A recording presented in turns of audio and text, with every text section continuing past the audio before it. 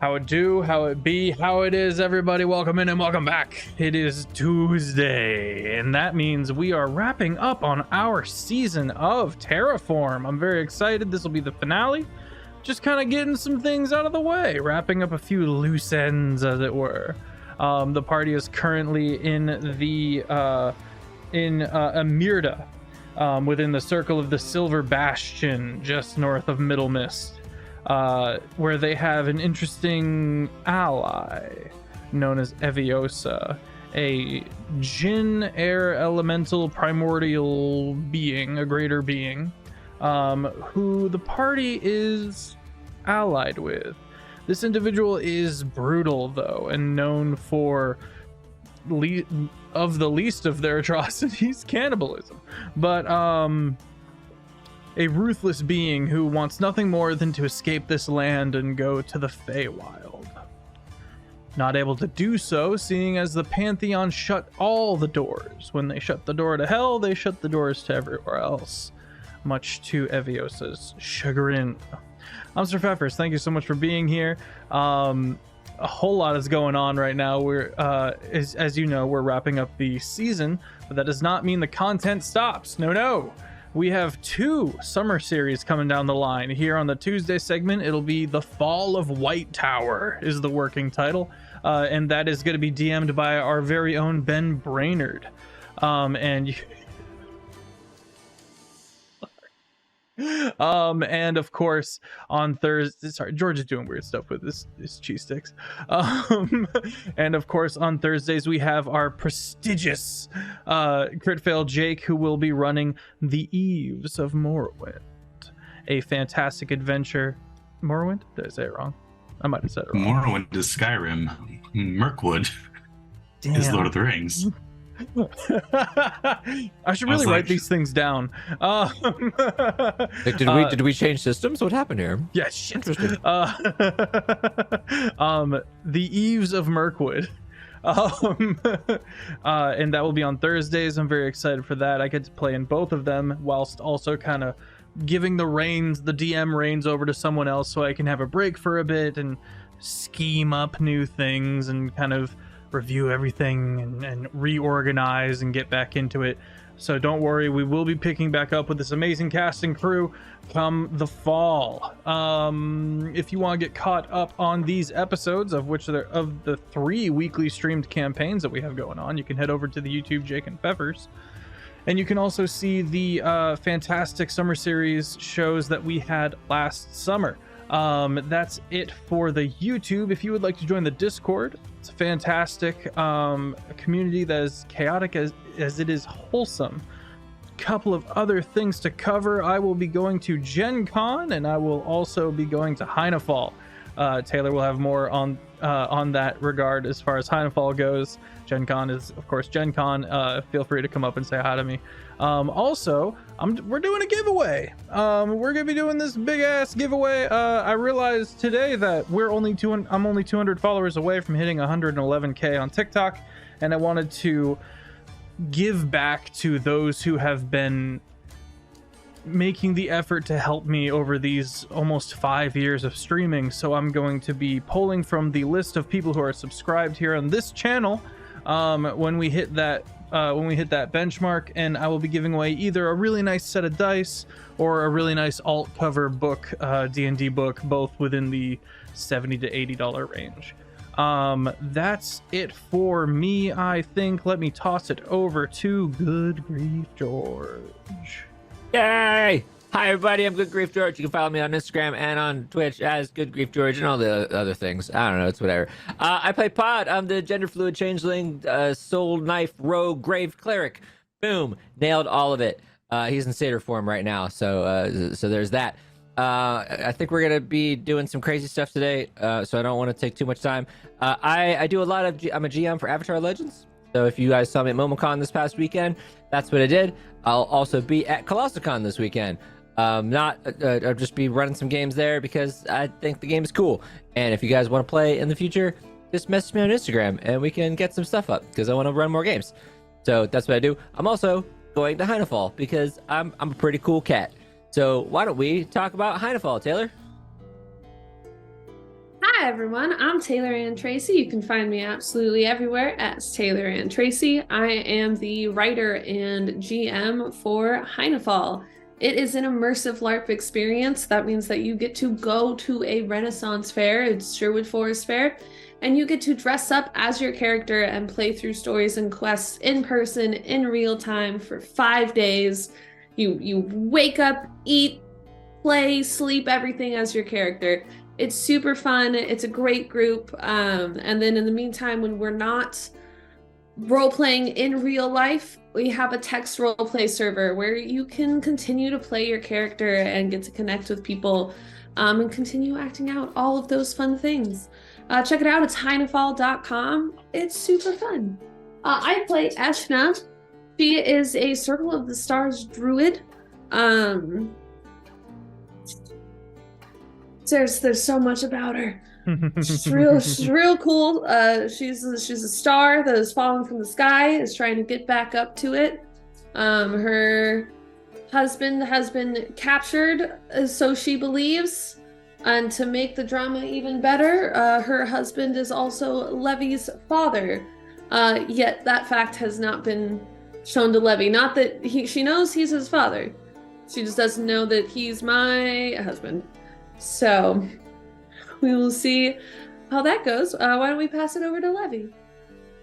Hello, everyone. I'm that dorky cosplayer, and as you might have guessed, I'm a cosplayer, so you can find me on all the things as some form of dorky cosplayer, that dorky cosplayer, something of that nature. I play Levy, the Storm Genasi warlock monk. And yeah, she does not know some things, and it's going to be really fun when we eventually get to that point. She just found out more information about herself, constantly finding out more information about good old dad, and I'm excited for the summer series. I'm very excited to get to watch all the shenanigans, and I'm so excited for Heinefall. I cannot say it enough, and I have to stop shopping for things for Heinefall because I keep being like, ooh, that's a look. Ooh, that's a look. Oh, I could use this for this thing. Oh, I gotta stop.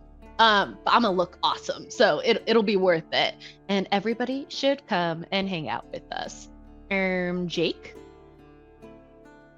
Hello, I'm Critfail Jake. You can find me on TikTok and Instagram. I play Anarian, the fallen ASMR Twilight Cleric.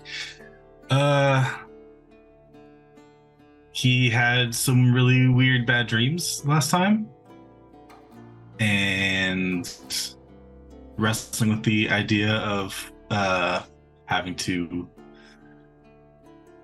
deal with his dark self or whatever in a way that he's not quite ready for. So we'll see what happens with that. Yeah, I'm DMing a campaign starting not this Thursday, but next. And it's gonna be chaos. So yeah, let's go. All right. Well, the party finds themselves within the Shale Temple, preparing to descend into these ruins that they have heard so much about. Looking about, you see some of your allies that you have made along the way. You've got Seven, of course, the archer from Middlemiss, the childhood friend of Levy. Bartholomew is there, as well as Boaz. Boaz, of course, keeping his one eye shut that Anarian would have seen is like slightly rotten. As he's looking about, he looks to be currently playing with like a caterpillar or some kind, and he's just kind of kooky and just kind of vibing. Bartholomew kind of side-eyeing him and kind of keeping a little bit of a distance, while Seven, ever the jittery one, keeps kind of looking around at the various exits and stuff like that. Presenting yourself to Lady Eviosa, she steps out in her primordial form, predominantly made of wind and mist, kind of trailing out behind her. And she steps out from behind the waterfall and says, "Ah, Pod, are you ready? Everything has been brought to heel." I'm already thinking this is pretty cool. And the rest of you will be joining us, of course. Good. He waves a hand, and you watch as the long stone table in the center of the room begins to shake. Bits of dust and sand kind of sliding off to reveal this intricate pattern that she steps over to and says, "In my name, break."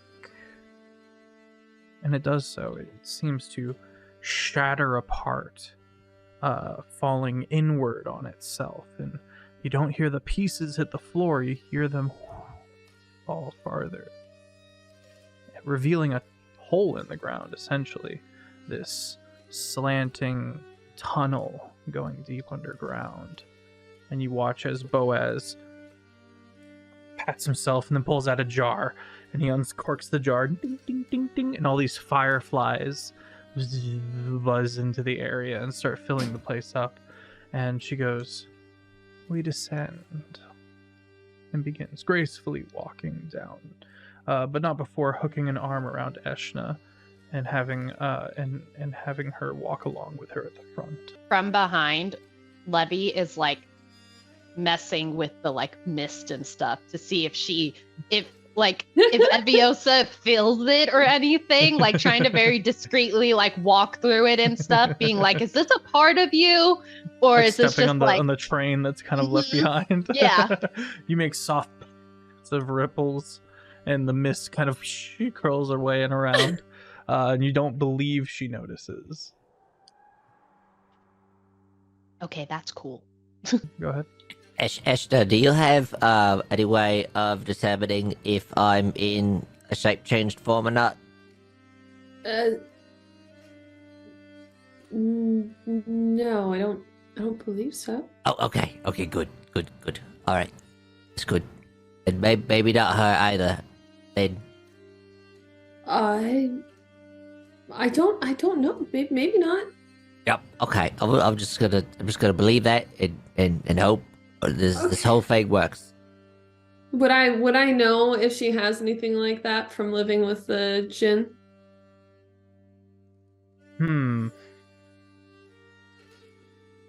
Make a history check. Okay. 16. There are some who would be able to properly determine the true shape of the world. And with a 16, you think that she likely knows Okay. that Pod is not who they say they are. Okay.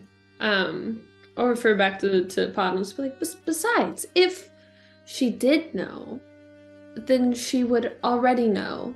So I don't think it's something you have to worry about. She wouldn't have called me out. Oh, she definitely would have called you out. Oh, if she had okay. a problem with it. Yeah, no, she's very much so speaks her mind. Right. Oh, okay. Well, all right. Just one of the many things that I think about.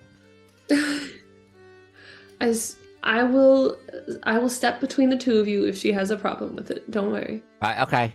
Oh, all right. Thank you. Pod is very clearly nervous going through all this. Soft greenish yellow lights of the lightning bugs kind of trail along and begin to spread out and begin to move down this much more preserved ruin of an ancient civilization than the one you have seen before in Furanor. This one is particularly gaunt and long. Basically, you see a lot of these upside down houses, these towers that people live in that kind of taper downward, almost like stalactite. Mhm. And you can see various doors that have rotted away, and you don't see any bodies this time or anything like that, just very old residences as you slowly begin to spiral down this ramp. But instead of getting narrower as you descend, it gets wider, and find yourself taking longer and longer circles downward into this open chasm. Many roots are seen, kind of either choking out some buildings or just kind of tapering around them and threading through them.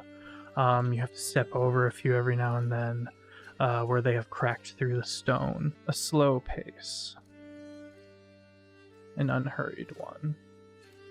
Eviosa, to you, Eshna, begins to recant the story of this place.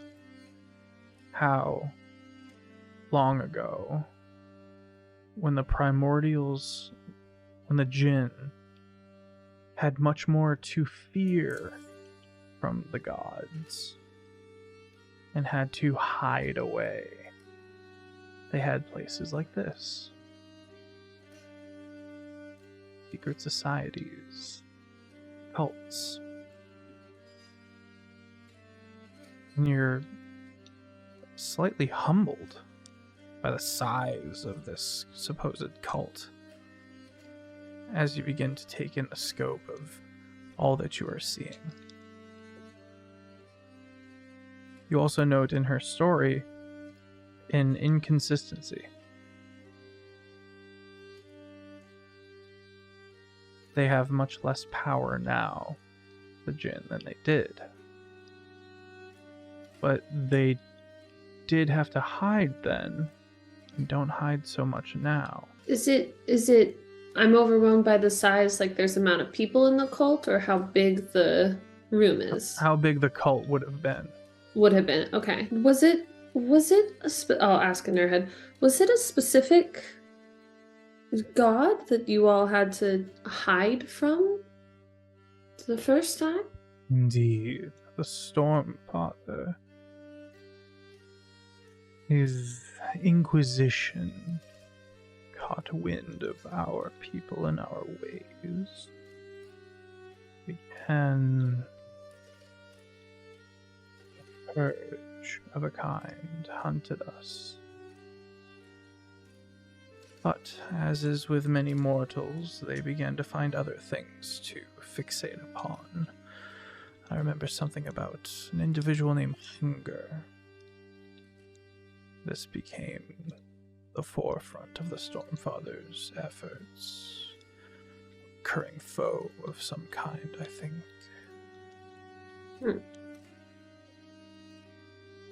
We had to go mobile. We lost many. Integrate ourselves into society here and there.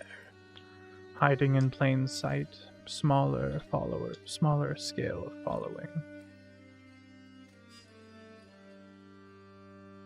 What would happen if you guys got a larger scale of following? Easier to be noticed. And though we would have more power, it attracted, let us say, our hubris. We always thought of ourselves as equals to the gods. We lived on the moon. We had great palaces. Mm-hmm. We were humbled. Yeah, but the Stormfather is gone now, and yet these Duskborn are being born when the threat is gone? Is why I find myself inclined to be so helpful, my dear. This is all new. And I am quite excited to see where it goes. That's one word for it, I guess. You thrive on chaos, dear.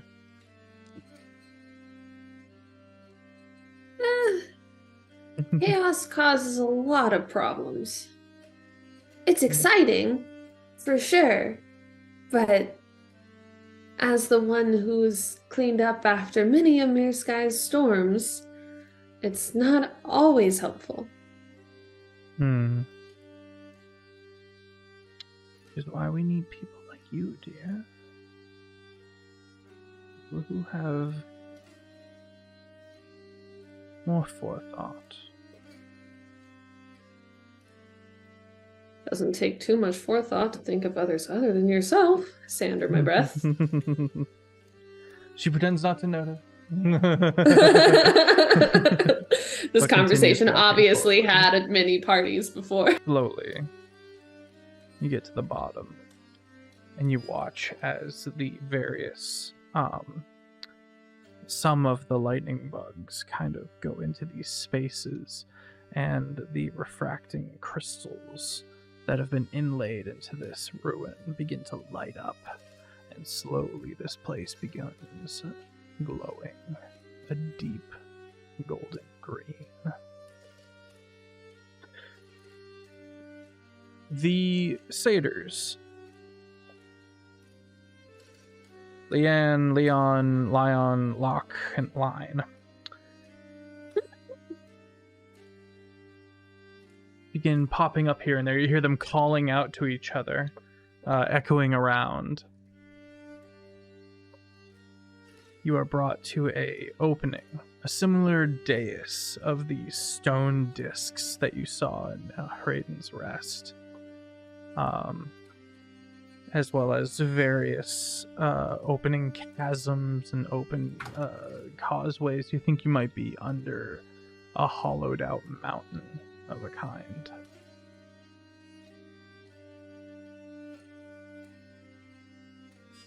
Can I use my magic eyes? Sure. For detect magic? And just look around.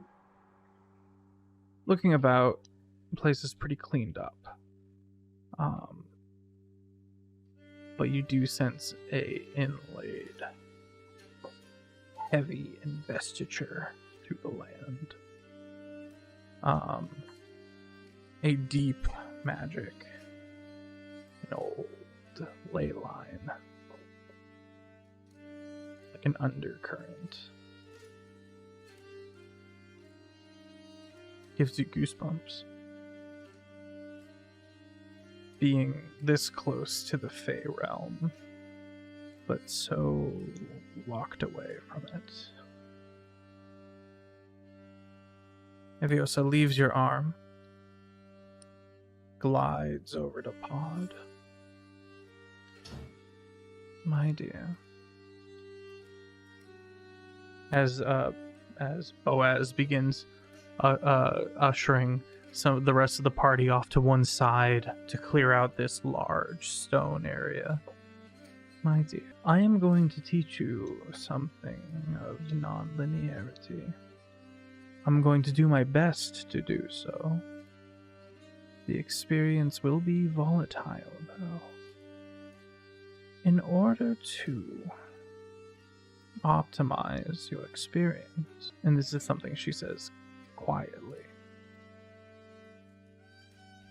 almost apprehensively, you will find the most success in shedding every falsehood and every lie that you might have around your mind, around yourself. Heal yourself, dilute yourself into your purest form, and you will have the most success in this. I kind of glances over at the satyrs. The satyrs all appear quite preoccupied with harnessing creatures of some kind. You can't see what they are just yet. I know what you're saying.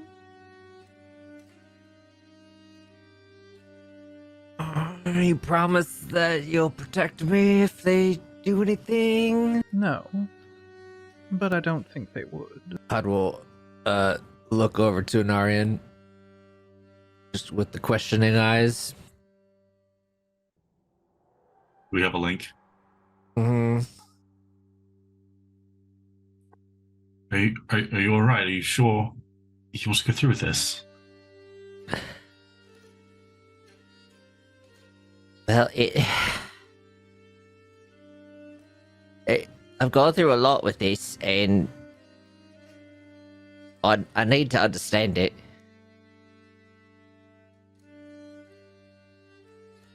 Yeah.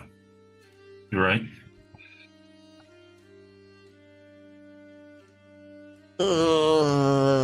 Okay. I'll be right here. Right. Just you know, the Satan brothers might get mad. But that's okay. Don't worry about them. If they try anything, I'll take care of it. Okay. Alright. Slowly, like the melted form will slowly melt away into the ASMR form. Levy is And I gonna will try hold and an action position. for satyrs. Yeah, I want to. Levy's gonna move to try and like block as much as she can, like kind of stand between them, but also as I want to be ready with the attack.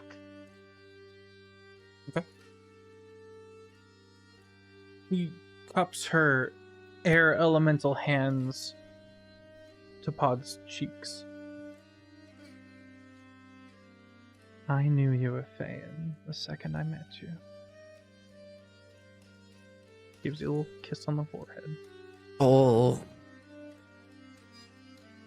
Now stand over there, and I'll stand over here. And if you have any arcane means of defending your mind, I would let those guards down as well. And you watch as she herself unclasps the necklace that she has and takes off a specific couple of rings. When she does, she is pointedly throughout this area mentally. Everyone now can sense her mind in its many faceted lines of thinking that are all going at the same time. And you watch as she begins vibrating, and a wind picks up and begins passing through her, being an air elemental djinn. And as it passes through, it begins hitting all of these specific notes, which brings a certain harmony together, and it's almost ear-piercing. And then she begins to speak in that whistling note. On my authority, and in my name, bring forth the souls we have collected. Watch as the 5 satyrs all begin pulling out these gibbering mouthers that they've got tied, and they all begin to pull out these daggers.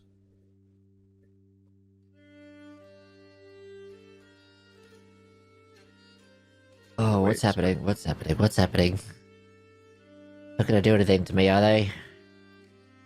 No, this is where they keep the souls that they've gathered. Oh, right. Got it. Okay. Does she know that I'm still lying to her? Alright.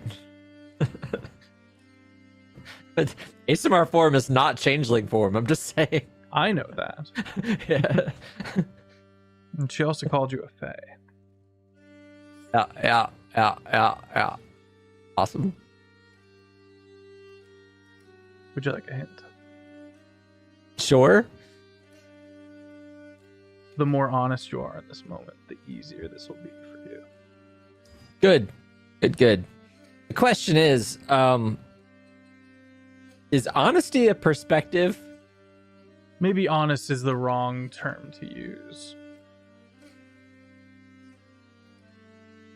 As aligned as you can be with the true shape of the world. Might be.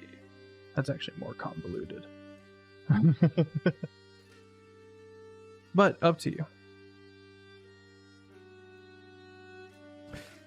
I think this form is the truest self that Todd wants to be. As close as they can get. Okay. There's a lot of like each form is called a mask for a changeling, but throughout history the changelings will latch onto a certain personality and a certain characteristics of a certain type of race. So they and that becomes themselves. I think that's what Pod has done. Okay. Whenever you're ready, Pod, give the indicator and open yourself up. Pod takes one more look at their friends and brother. And Arya's gonna quickly just run up and give him a big hug. Okay. Yep. Cast a cheeky guidance. Yep. I believe in you. It's gonna be weird. It's gonna be weird. Is this a new day from the previous one? I'm gonna roll my Cosmic Omen. Feeling whoa. 7th level spells, you say? Oh. The dice takes forever. 12. Okay. Oh, And- perfect. And George, do you have any mind shielding artifacts or spells or effects on you right now? I don't think so. No, yeah, we're good. Let me double check psychic stuff. Yeah, no, I'm okay. I'm good. Okay, you ready, Pod? Nope. I was born not ready.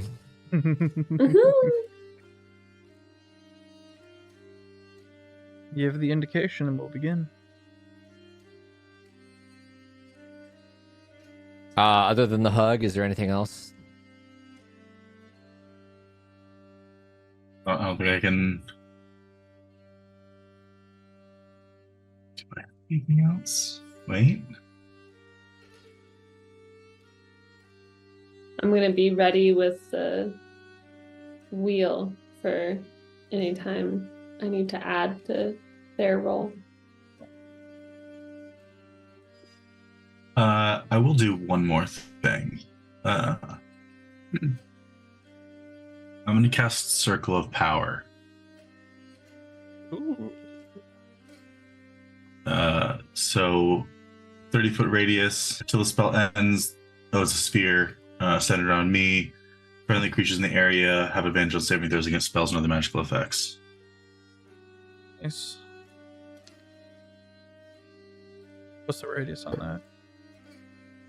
30 feet. Okay, then we're good. That will apply.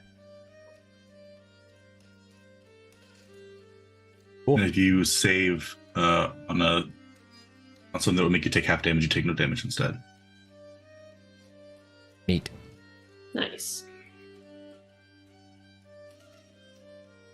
Oh, we didn't hear you, Dorky. Sorry, I got no helpful things, but I'm ready to fight for you. You up here with the moral support, and we need it. Yeah. Listen, if there's anything that Pod needs right now, it's someone fighting for them. So you're doing great. Yeah, thumbs up. We're good to go. Okay. With the thumbs up, you watch as she, Eviosa, bears all of her cognition to bear, to task. And the various whistling, chanting, cohesive notes begin to become ear-splitting. And you watch as the satyrs begin killing the gibbering mouthers. Oh. The first one dies. Pod.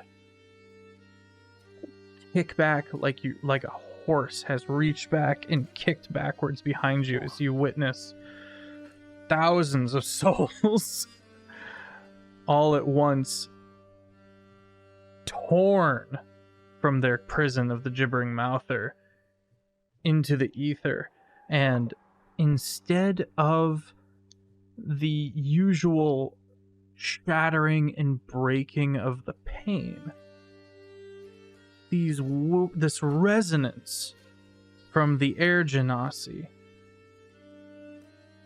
seems to affect the realm around you. You feel the magical prowess begin seeping out of her and into these notes. The world around you, instead of shattering and breaking and cracking, begins to resonate in kind, almost as if you were to take one of those sheets of metal and go wop wop wop wop. You know what I'm talking about? It's that a lot faster, kind of like singing to one of those glasses to make it like wobble until it shatters. But she's keeping the realm from shattering. She's trying to. That's the first one. Make a wisdom saving throw. Is this a spell-like effect? Spell. A magical effect. It's a magical effect, yeah. All right, so I do get advantage on it, right? I believe so. Being being near an Aryan. 23 wisdom. Okay. 1 down.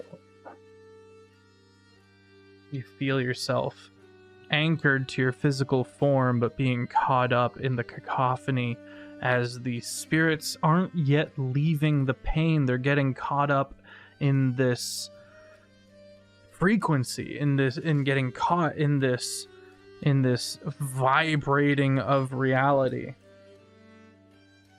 being thrown together and cast together and brought together. And then the second one dies. Thousands of souls enter the cacophony. Everyone begins to start sensing the souls. Pod, for you, this is already extremely overstimulating. Make another wisdom saving throw. Ow. 14. Eshna. Pod's ears begin to bleed. I'm gonna roll one of my omens. Add a 3 to it, if it helps. That'd be 17. 17? That's good. Feel yourself with Eshna's prowess stabilize a bit. And while your vision stays the same, your sense begins to stretch and your cognizance begins to expand.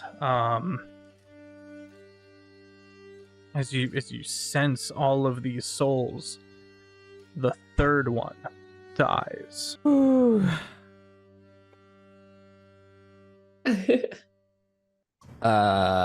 21. Okay. You're reeling. As the fourth one dies, this one is too much. Make a wisdom saving throw again, and this time you feel like your soul's hanging on, but just barely. Well, that's the best I can do. It's a 25 with a 20 on the die. You hurry yourself up just in time for that last and fifth wave to cascade over you as the fifth gibbering mouther is brought to a heel. We're gonna say that Lion had a bit of a hard time with his one, and it was taking a while. It was like, shit, it's getting away from me. Get back here. I imagine after the third one had failed, it was like Pod doesn't really have a lot of, well, he doesn't have any control over this, and or any experience with it, and so the only thing that Pod knows how to do is like disassociate and change, and there was a lot of like that wasn't working for them after the third time, but I'm gonna say like, I don't know, like Eshna's constellation kind of showed up, and for the last 3 rolls kind of helped through guide through that process. And as the 5th wisdom save is made,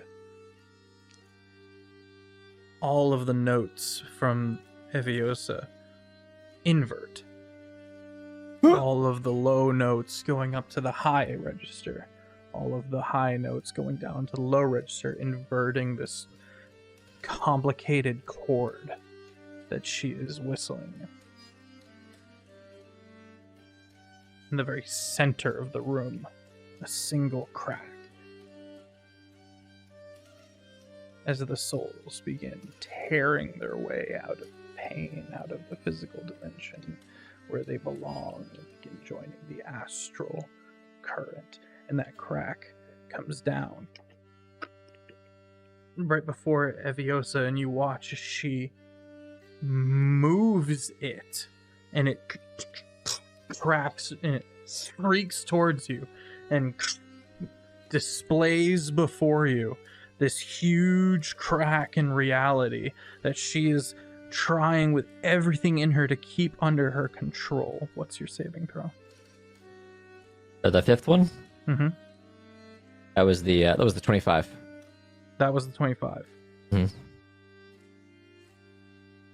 With all this time you have been cultivating this sense, you find you are able to gaze into the astral, into non-linearity. You project out of time. You can see the 12 heavens.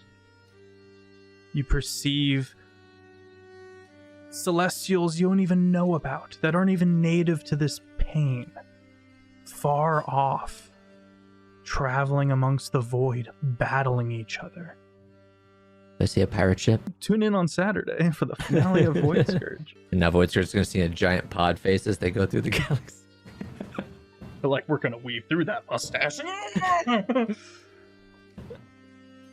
Okay, pod.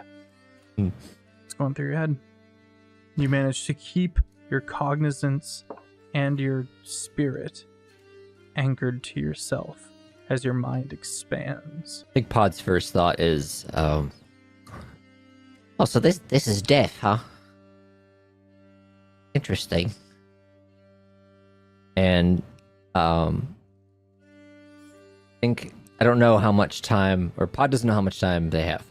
So the first thing they want to do is go to or check out the domain that the Stormfather once was reigned over. Okay.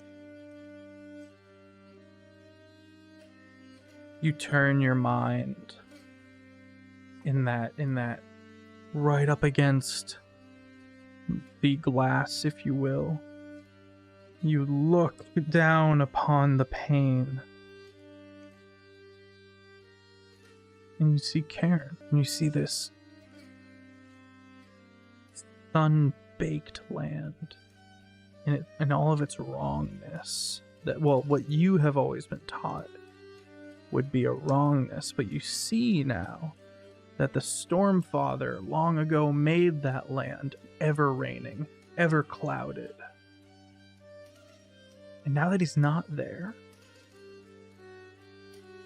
it has simply reverted to what it always was. You see a single shadow. You wielding the authority of the Stormfather. This shadow looks wrong. This shadow looks self-serving, wicked, and delusional. Is there any sort of clue or something I could take with me to try and locate this thing later? Make a history check. Or potentially see where it's going, if it's going somewhere? Either make a history check or a perception check at disadvantage.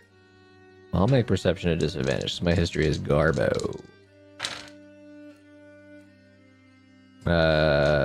Perception 17. 17. This is Lechik, High Monarch of Zeal, the current monarch and ruler of the Church of the Stormfather. And because you are gazing upon him outside of time, you can see the crimes he has committed. You can see how he was born. You can see how he wandered through the realm, discovering the might and power and sovereignty of the Stormfather and moving up through the ranks with selfish intent, masked and delusioned to seeing it as holy. And this is how he was successful, is because he deluded himself into believing with everything in him that what he was doing was right and what he was supposed to do, that he was able to accumulate such power. And then you watch as he makes himself into one of the 5 monarchs, 5 of the greatest under the High Monarch of the realm. And then you watched, and you see him wake up one day and come to a conclusion that he should have long ago become the new High Monarch if it weren't for these healing crystals, and how these healing crystals have been prolonging people's lives outside of the predetermined plan that the gods set before man. And you watched him kill the High Monarch and take his ring. And this is the moment the Stormfather left. You watch Lechik look out the window, see the skies break for the first time in recorded history, and says to himself, "This surely is a test. I must show everyone that God hates these healing crystals." You watch as he goes and preaches the opening sermon in front of a crowd of terrified gentry who just want answers. And instead of the High Monarch they're used to seeing come down from the highest tower, he does, wearing the ring of the High Monarch, and preaches a strange message about how these healing crystals are not of God, dividing the aristocracy of Cairn against each other. All of this you see, quote unquote, at once. During this whole scenario, does my supernal vision allow for seeing if these thoughts are internal and just something that he's what's his race? I think he's a human. I'd have to double check. Human. So if his humanity or if his mortality is what is coming up with these ideas, or if there is another thread, another force behind that inserting these thoughts into An insight check. Good thing I'm full of wisdom. 25. This is all. You begin to become overwhelmed. I want to try one more thing that's not in this realm. But it is important to Pod. Make another wisdom saving throw as you try to push and hold this perspective. 23. Okay. You can feel it beginning to cascade over you, but one last push. I have to. I gotta go see Despair. The manifestation in the astral is of this bent figure, arms impossibly coiled around the back and around the chest, holding itself in agony. You sense its mind cast far and around, looking upon the world. Not even just this continent. Keeping a careful eye, you see a stress, and a hatred, and a desperation.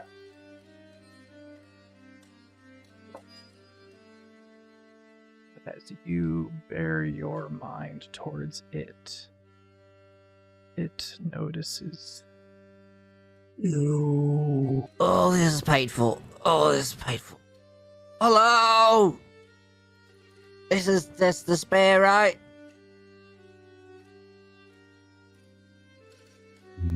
That sounds like you, alright. Yeah. Hey, you remember me? A pod sibling to an Aryan? You remember an Aryan? I know, Senessa, yes. Yeah. Well, surprise! I'm here. I have a question. Okay. You sense the mind being bent towards your direction, trying to sift through exactly where it's coming from. Despair's trying to find you, but has not immediately succeeded. What's the possibility of casting a spell here? Risky, but plausible. Odd wants to try to cast Zone of Truth.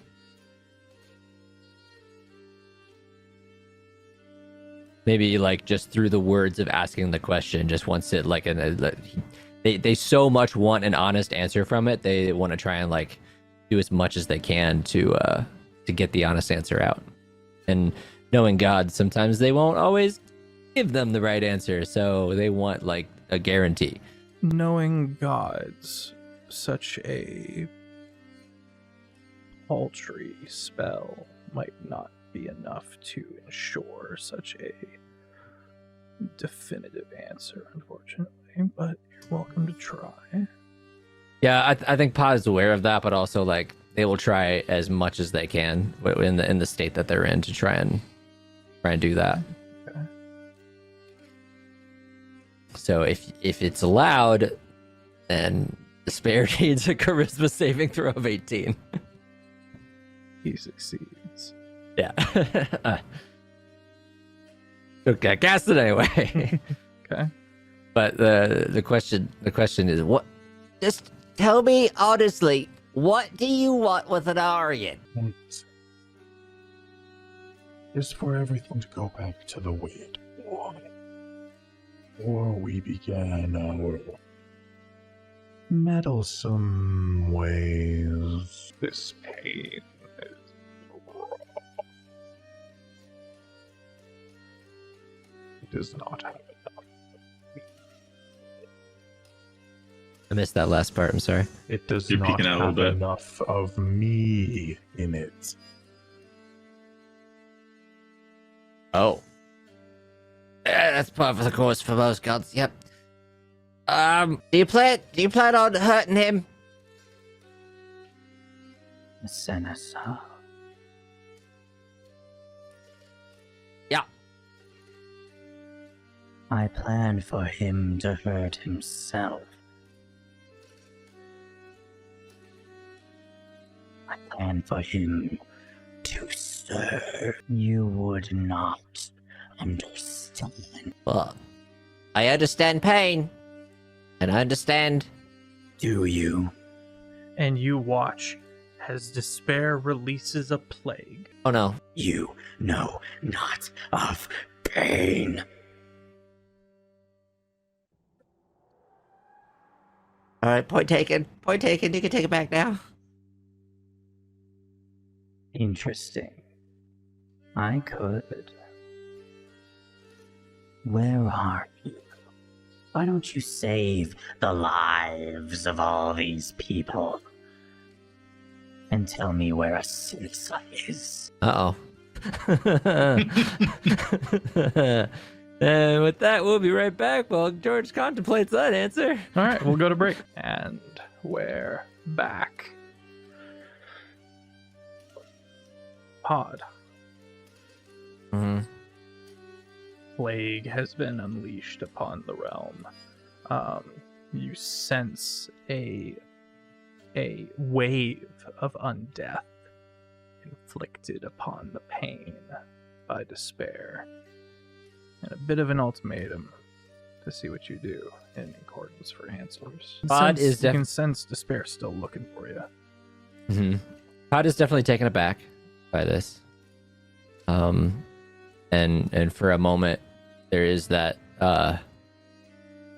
tiny grip of, oh no, like I made a god mad, and this is what happened. And Pod takes blame for a moment. And then realizes how stupid that sounds. And because knowing how despair works, if Pod allows despair to enter their heart, then they lose this battle. Steals himself a little bit and goes, I've caused a lot of pain and death in my life. But when I do it, it's for a reason. Might not always be for the right reasons. But it's always for a reason. And what you just did, that in my mind is not for a reason any mortal would understand. You really want to find my brother.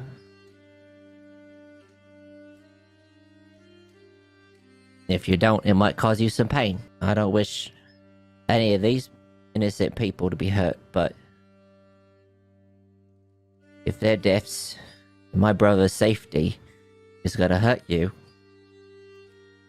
then I'm gonna make a point. You puny, soft, belligerent, emotion-filled being.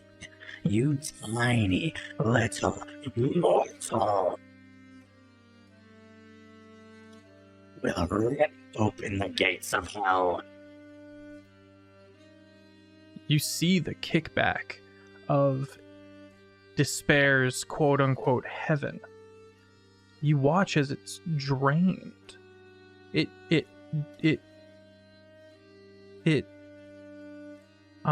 digresses somewhat to wield this plague, quote-unquote miracle upon the world. Well, this tiny emotion-filled mortal has exactly what you want. And you ain't gonna get it from me.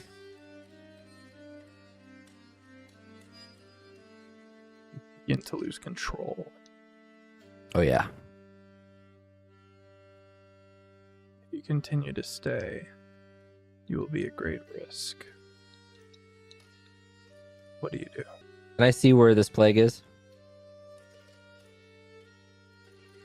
Make a perception check at disadvantage. I think if anything, Pod wants to find out as much as they can to try and prevent this in the future, or solve it. Disadvantage. Terrible. Perception. 19. 19. Not terrible, my guy. But plus 10 perception, so well, it's not bad. Yeah. You see a rot. You see the power. Despair wields the power from their heaven, from their where they've been collecting all of their souls of their followers. You watch as like a wave of light as it hits the pain and then ripples off of it in this black Icarus undead, almost gaseous form of blight upon the salted wastes.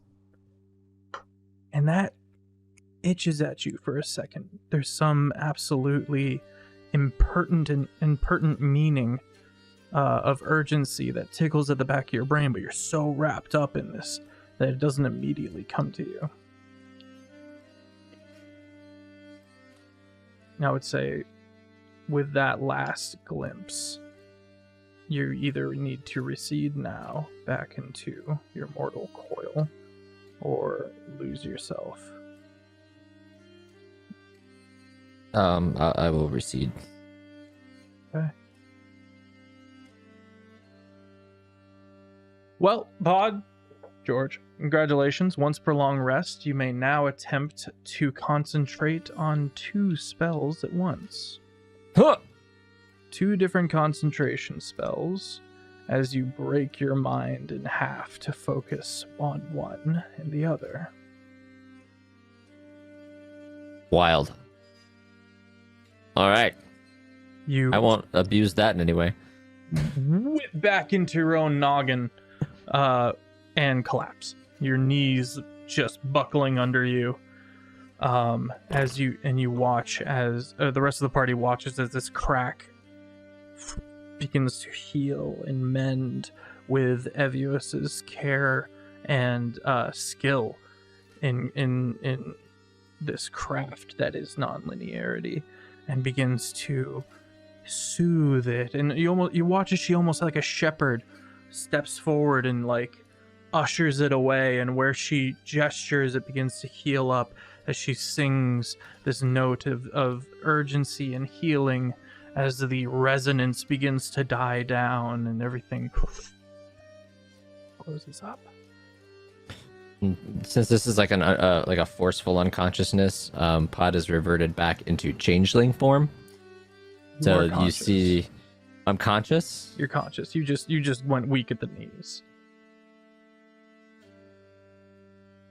Fair enough. Never mind. We're back in ASMR form. Actually, I think despite even being conscious, I think with everything that just happened, Pod will probably shift back into changeling form anyway, because they need to reset right now. Okay. Which is just, it's the skin is like ashen white and completely hairless everywhere. Like a even the light, mustache. Yeah, everything's gone. Everything's gone. Like almost solid white eyes with almost like kind of like a black eyeshadow kind of, and but otherwise just very featureless entirely. And very skinny. Boaz, who has been like kind of moving through all of this and attending and helping in his own way, leans down and starts helping Pod up and looking at Anarian and the rest and the rest of the party, and gesturing them to come over. And you see that Eviosa looks just spent as she calmly and with back very straight begins blinking rapidly and putting her rings back on and clasping her necklace back on and composing herself. Ashna will go over to Pod and also help them up. And are you all right? Do you feel okay? Do you need anything? Did you see all that? Did I see any of that? I don't think so, right? You saw the crack. I saw a crack. Okay. I saw a crack, but I don't believe I saw anything else. So it's still pretty cool, right? It's very cool. Yeah. Marian's gonna come over and reach into Pod's bag and hand them one of their G-sticks. Yes. Eat something. Oh, thank you. Thank you. With Anarian there, Ashna's gonna look up to Eviosa and be like, and you? Are you feeling all right? Anything you need? Just rest, dear. That was taxing. Marian will offer her a G-stick as well. Because we all saw how much she actually enjoyed it. Uh-huh. She does the whole, oh, I couldn't, oh, all right. The 5 satyrs do look like shocked, but just kind of in their respective shadowy corners, kind of watching Bartholomew the centaur goes to stand next to Eviosa and kind of offers her his arm, and she takes it and kind of lets him kind of to support some of her weight a bit. Pod is still kind of in the trance or whatever, and so when taking the cheese stick, they go, Thank you, Senator. Appreciate it. Did anyone else hear, or was that just? oh. Okay, I wasn't sure if you were like. No, I wasn't. It was just kind of muttered. Anyone around them would have probably noticed. I looked to Ashna. We're supposed to give them time before we interrogate on what happened, right? Or I have questions. At least let them finish the cheese stick and then see how they feel. Pod, what did you see? No. Levy! Wait. Levy has one job.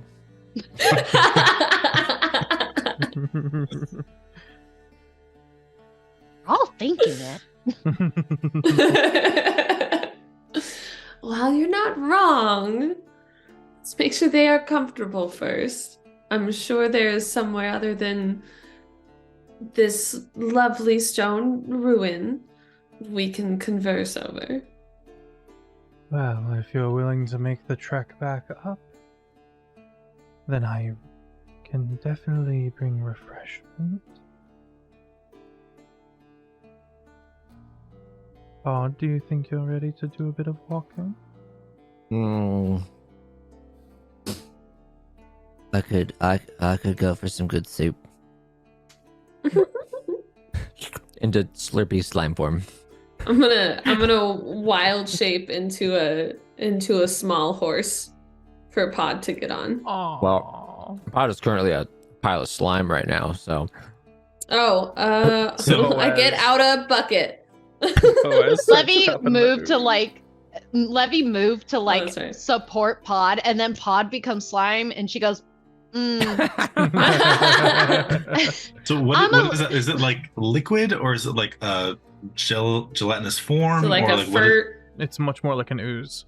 Yeah, Okay, it's an ooze. okay. So I just gelatinous. pictured it like it being all over. I'm like, yeah, Anarian, you know what? I'm gonna leave I'm this wearing to you. pod. You got this. You got this. I Oh, I believe in you. He carries them away. You pick up the most of them. The most of them just kind of. Oh, I'm so curious. What if we leave some behind though? Then what happens?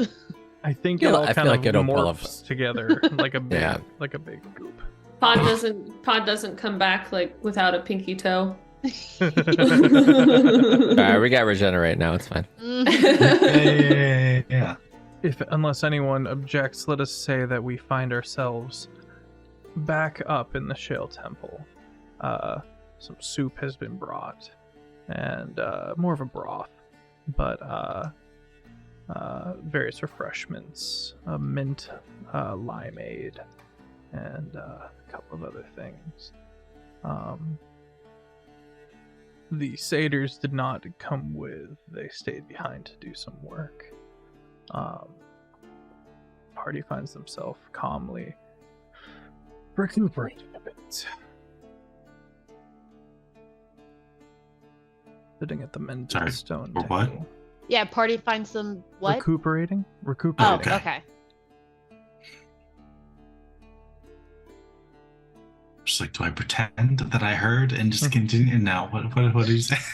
I'm gonna turn down the gate on my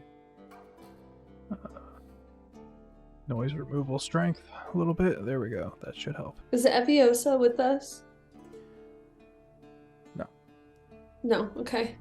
She is in the Shale Temple, but she is, unless you guys like need her, she will be away and recuperating.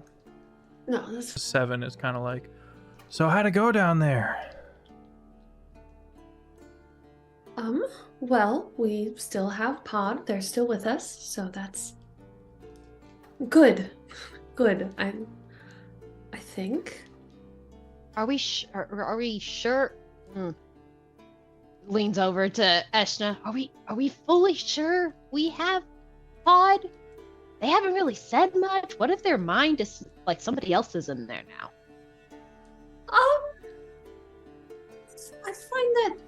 I find that hard to believe with the immediate turn into goop at the mention of food. I feel like if something else's mind had gotten in there, that would not have been the first action they took. This is true. I'll accept. But Levy is still like watching Pod. Not necessarily in distrust, but kind of like worried, and she doesn't know how to help.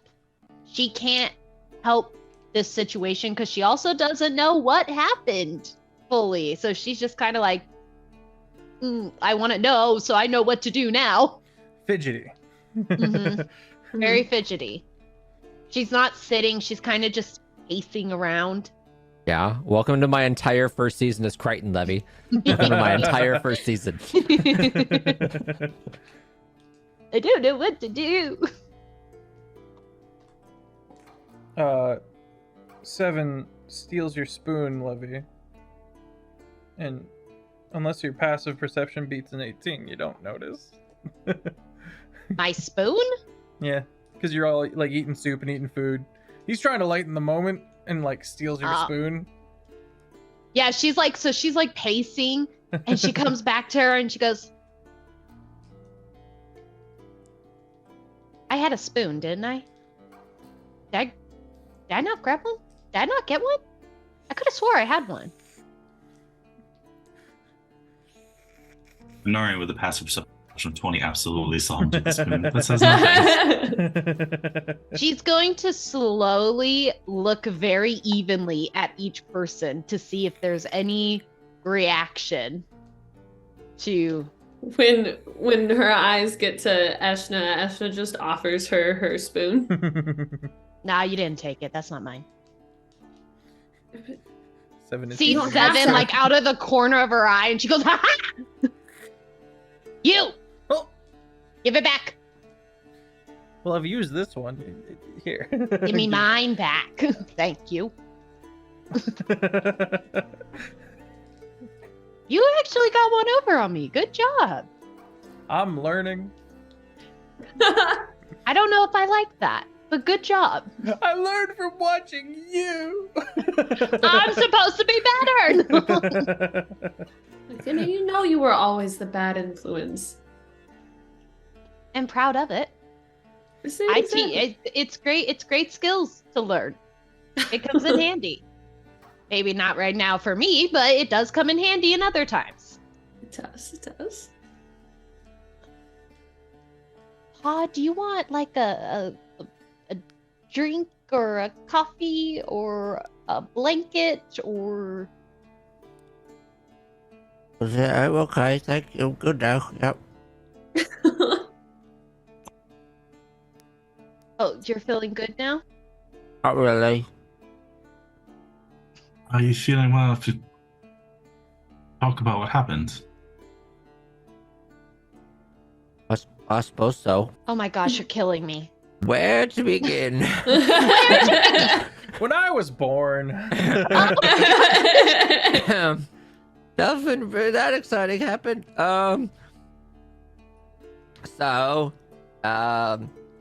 Couple things. There's a lot happened. I don't really know how long I was down there, so time is pretty relative there. So I'll maybe just hit some bullet points. The High Monarch is sort of a fake High Monarch because they were originally a Stormfather's High Monarch and then got all evil and stuff, and then decided that they wanted more power, and so killed the High Monarch and took the ring, which is probably why the Stormfather left in the first place. So we got to deal with that. There's a giant plague in the Salted Wastelands right now because I pissed off Despair. I also found out Despair is not really that good of a person. Wait, what? And what? There's a plague where? In the sheltered wastelands. Isn't that where your That's where parents? Mum and Dad are. Oh, What kind of a plague? the undead kind. Is there any way to send Alright. them a letter? Can we get them notice as fast as possible? Oh, I'm pretty sure it's happening right now. We gotta go. Right? I mean, Anarian will get up and walk out of the room to cast Sending. Okay. Oh, man. Oh, no, it's gonna be even more upset at me when they come back. Why? Why? Despair doesn't really know where Norian is right now. Where there was a different name that he used. I don't remember off the top of my head what it is. But anyway, the plague was released and it could have been stopped had I had given Anarian's location to Despair, and I didn't.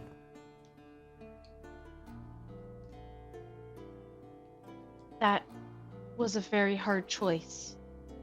But No, it wasn't a I- hard choice. It just was one that I don't think Anarian is going to accept.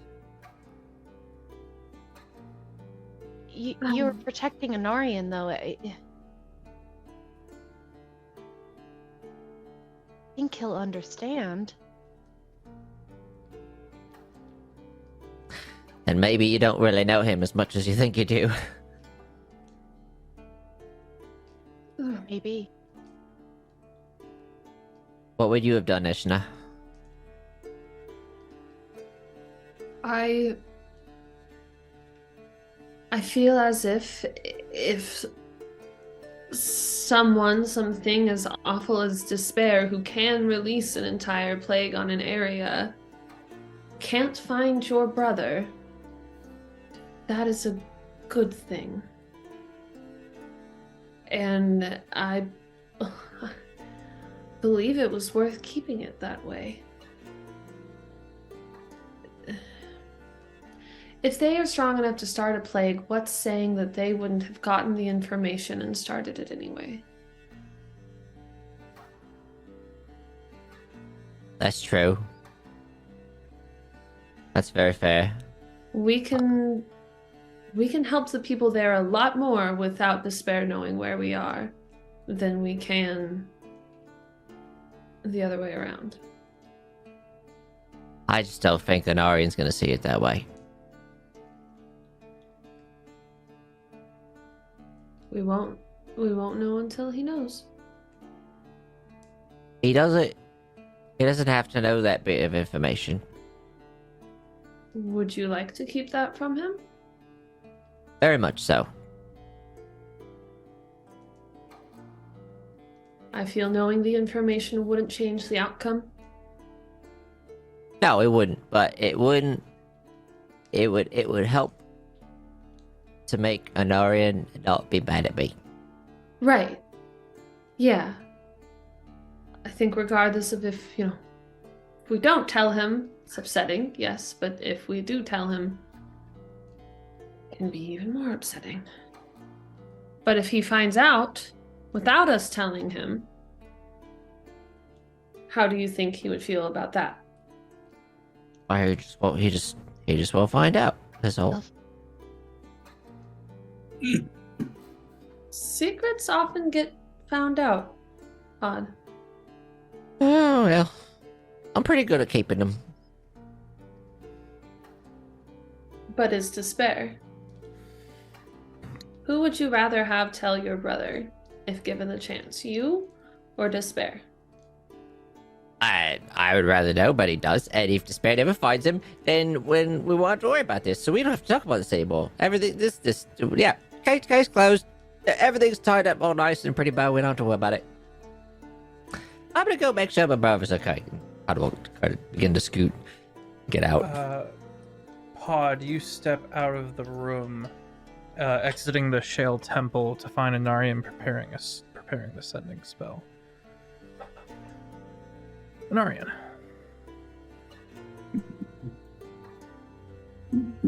So Anarian sends a spell.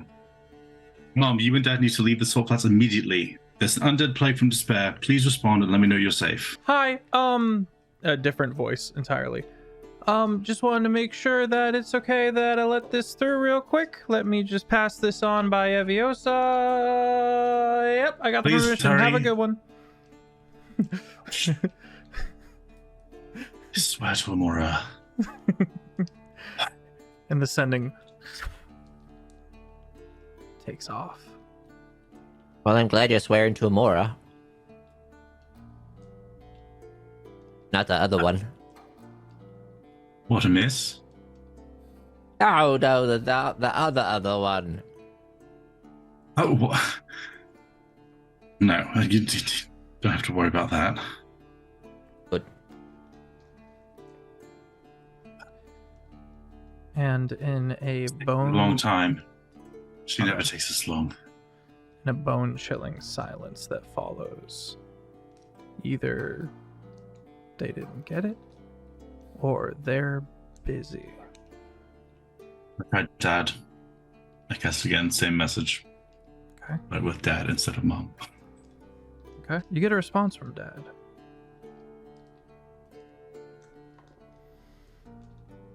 Anarian. It's good to hear from you. I'm a bit tied up right now. I'm in the city of Brainard, just north of the Salt Flats. This, do refresh me of, the non-binary, name. It's the father and, the other one off the top of my head. I don't have it on my notes here, but... Oh, yeah, we didn't really think about that. Or no, I guess we did talk about that briefly. I thought we'd settled just on mother and father, didn't we? Yeah, as we pretty much settled it on that because the mother is more non-binary but chose to be the parent that gives birth, and then the father was more he/him prevalent. That was their preferred pronoun. Thank you. Your mother is... God, she's out there. I ran into a bit of a problem with the local general. I'm not imprisoned, but and it cuts off there. Sending again? Imprisoned? Don't waste words. All right. As long as you're not in the Salt Flats, stay away. Is there any way you can contact Mom and get her out? Otherwise, I'll go.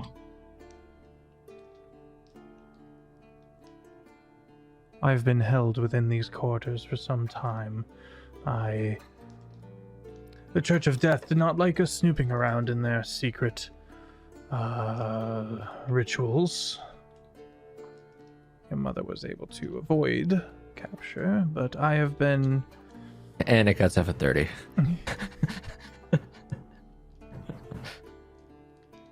Was that 30? I've been Damn it. every time you say words. You know, this spell's really great, but it's really annoying too. Casting it at 4th level. I like to think that your dad still just continues talking. I know you're still Until your talking. message comes Go back in. Go back a few steps because I missed a little bit. Yes. Stop wasting words. She's still out there. I will I have many ideas on how to get to her. Don't worry. She's gonna be fine. Thank you for telling me. Stay safe. All right. Love you, bye. No. Why was none of that reassuring? Oh gosh. What's reassuring is that they're not turned into zombies right now. Right. Now, but what about later? They'll be fine. They're the most religious people we know. The gods will easily protect them. I know we're not the most faithful people to have been raised in this family, but I mean we know them, and we understand religion. And you know, the more faith you have, the stronger you're gonna be. Everything's gonna be fine. No despairs. Amassing power. Just worried that. I hope you're right. It'll be fine. It'll be fine. I think Despair actually kind of used up a lot of his power just now. I mean, when he unleashed the plague, I watched him literally empty out his heaven. Like, he was really trying to make a point. Really get to me. What point? Why would he waste so much of his resources on a plague? Cause he was really. I showed up and he didn't like that. So what, you showed up and he wastes all of his resources just to get mom and dad to get at you somehow? Like that, I didn't. Maybe. that doesn't make any sense at all. Who knows? We're just mortals, and he's just a god. We don't fully understand all the answers. I would all like the time. to make an insight check. By the way. Go for I it. am very clearly lying. Clearly lying. But let's I see mean, if I have Anari a- can pick up on it. I have a passive insight of 20. If you so- don't roll Okay, a yeah, nat then we one, can. I'm pretty I sure think we you're can gonna be safely fine. say. I think we can safely say with a passive insight of 20. He's not rolling If you roll to a nat deceive. one, maybe you'll catch it. Right. But honestly, or maybe you won't catch it. But honestly, no. Yeah. There's everything. Yeah, gods and mortals, they don't understand each other. I think I smell something delicious inside, and we should go check it out. So 24. Oh, Odd. inside, just gonna go inside now. Grab their shoulder.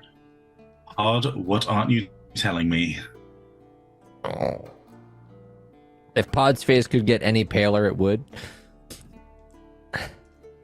Are you still in changeling form or back to smart form? Okay. Yeah, Pod is not changing. Pod's not even. I don't even think Pod's aware that they're in changeling form right now. He's gonna be washing their hands later and be like,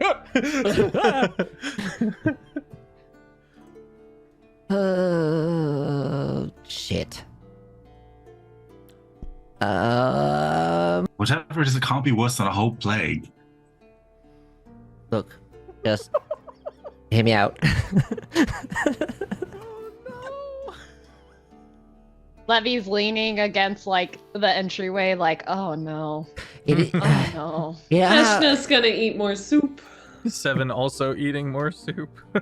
You know how despair has been trying to like get into your brain and control you and use you to do things?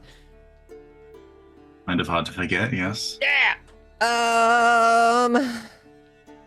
So you managed to get away from that for a little bit, and Despair really wanted to find you again, and I really wanted to know why he was trying to find you. So I figured I'm just kind of next door, so I figured just pop it in and talk to him, and he could find me or you, and so he really wanted to find you. So he may have unleashed the plague in an effort for me to tell him where you were. And good news, he doesn't know where you are, so you're perfectly safe. Anarian cuts him off with a hug. Oh.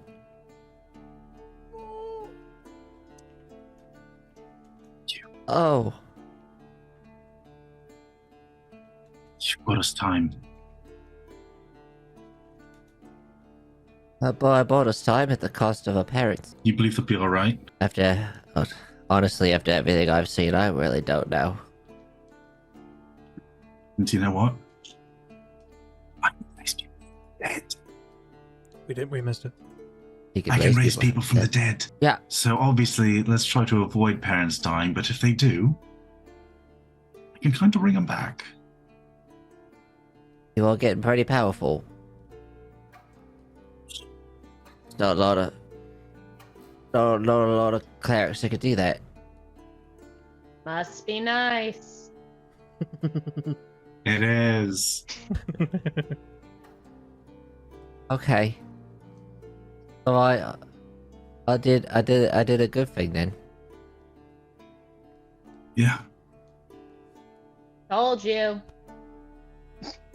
To think if he, I mean, it's despair, right? Like, if you had told him, he just would have stolen the plague anyway. And then he probably would have come right here. And Eviosa's exhausted because she just did the ceremony. And she probably would have wiped everything out like no. Yeah. You're right. You're right. And now we've seen what lengths he'll go to try to get me. So obviously, this is way more important to him than than we've thought before. So yeah, Pod will shake it off a little bit. Yeah, that's right. And if he ever tries to find us again, we'll beat him up. yep, we'll beat him up. Well, let's go get some of that delicious soup that you've smelled before. It is such good. That's a good meal. Re-entering the Shale Temple. Levy is propped up next to the door. Oh, hi, Lily. Being her Snoopy self, her Snoopy best. Is it bad that I'm kind of ready for him to do it again? Because I've always wanted to beat up a god. I don't think you're the first person that's wanted to beat up a god. I've heard tell of a crazy mortal that has gone beyond realms in order to try and find one specific to fight, and it's a good story. I should tell you about it. I love stories. It's the story of the rival of hunger. But not right now, it's far too long. Wraps He was Pod super fast, in though, a right? side hug. Yes. It was a very fast tabaxi, yes. You get a big side hug from Levy. See, told you. Looks around for Thallo. Alright, this is fine.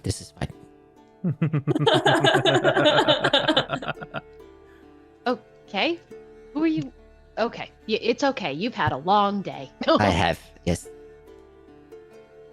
Just chalking it up to exhaustion. 7 notices that his soup is gone.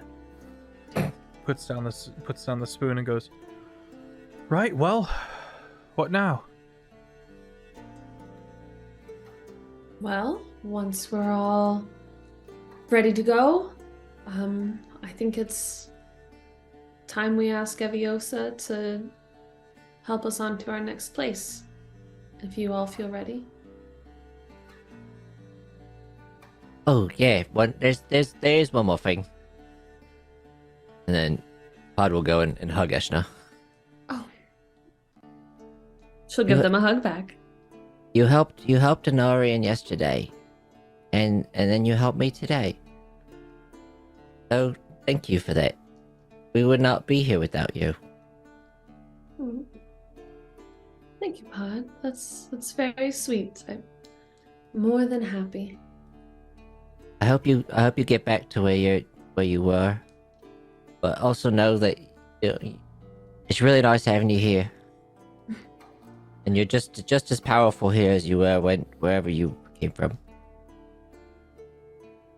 Just maybe in different ways. Well, that's very sweet. I I appreciate that a lot. I know I was hesitant to join with all of you, but I'm becoming very content with the family Levy is starting to make from her choices. Anyways, so we're gonna pack. Snaps out of it, back into mom mode. So everybody get whatever you need, get rest if you need it. I'm afraid that part of my family, per se, is in need of help, and is another person that I feel called to need to get them, and hopefully you all will come with me. Of course. When do we leave? Does anyone need a rest, or? The moment that Eshna had mentioned, like, let's pack up and do that kind of stuff, Levy slipped away to, I want to go find Eviosa. Okay. Do we know of the message? Have you relayed exactly the situation? I thought I did last time, because she came in and just said it, like, right out loud to the whole group. Oh, okay. Okay. I mean, good. It sounds like time was of the essence, so I don't think we really have time for a full night's rest. Right. Well, just have to gather my things, and we'll meet in front of Eviosa's office in a bit. Okay. The party begins to prepare.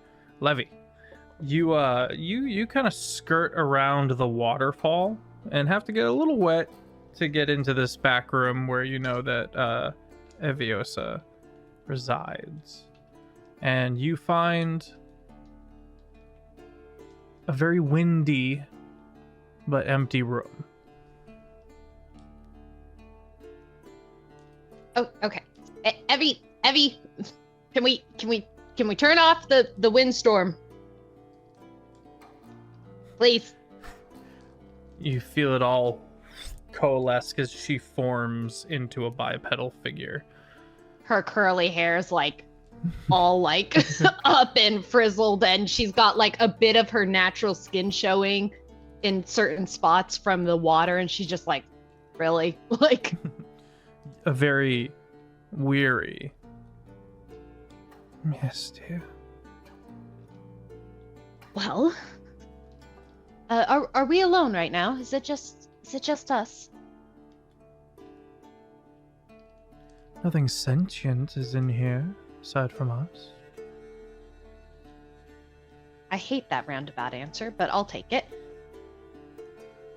I wanted to ask you, what are the odds of me actually being able to go with Eshna when she returns, Guy? Oh, I believe the term for her, if I remember correctly, is an Iji. Other people might call her a godling, but I don't like that term because it implies deific, and people tend to wrap things up into celestial and forget about how the rest of everything else works. I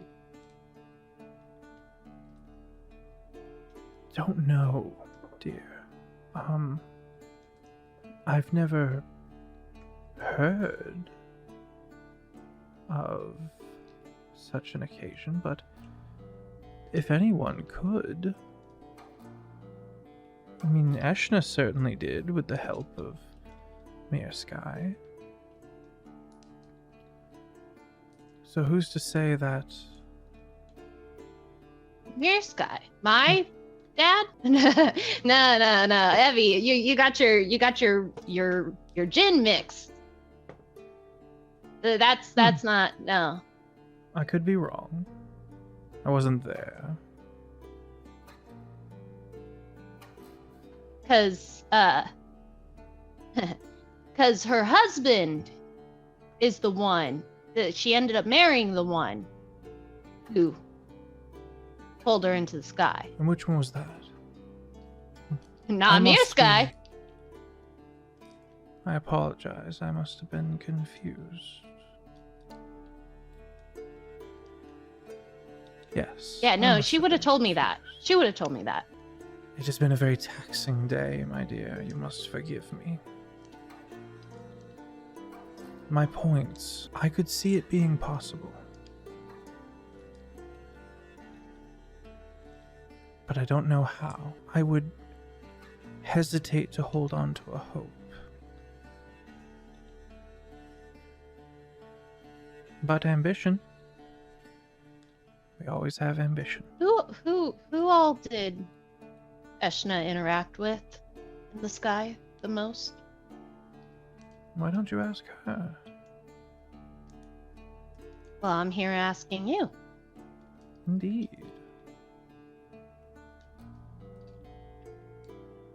Do you trust Eshna?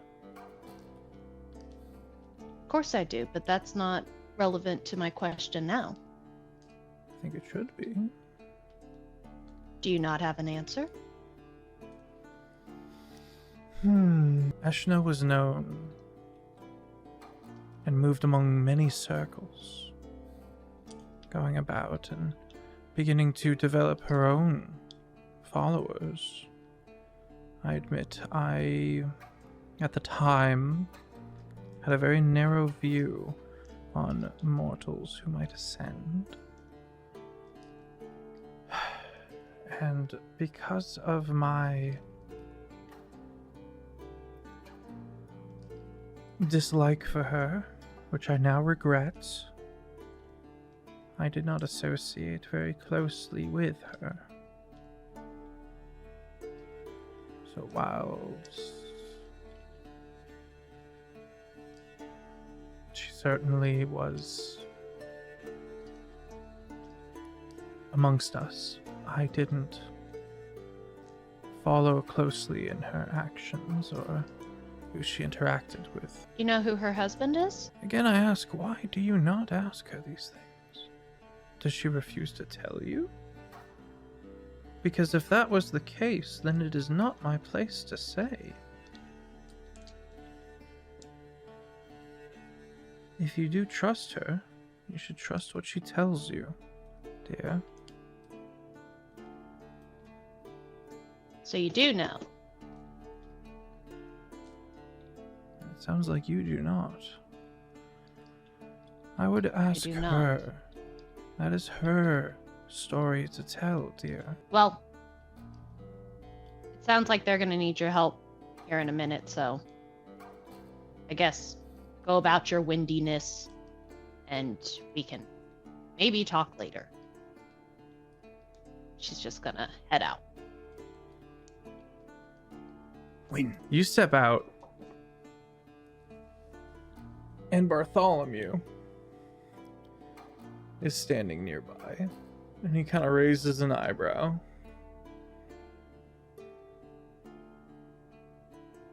Yes. Rude. She's basically like an aunt to me. It's fine. That does stump him. And you see he kind of goes, Worry not. She pats him on the shoulder. Worry not as she walks on, but she is notably, she's like trying to kind of have that like, everything's fine, chill and casual until she sees Eshna, and then it's like, okay. like zoned in. Hey, Eshna, Stuff. Yes, dear. who's your husband?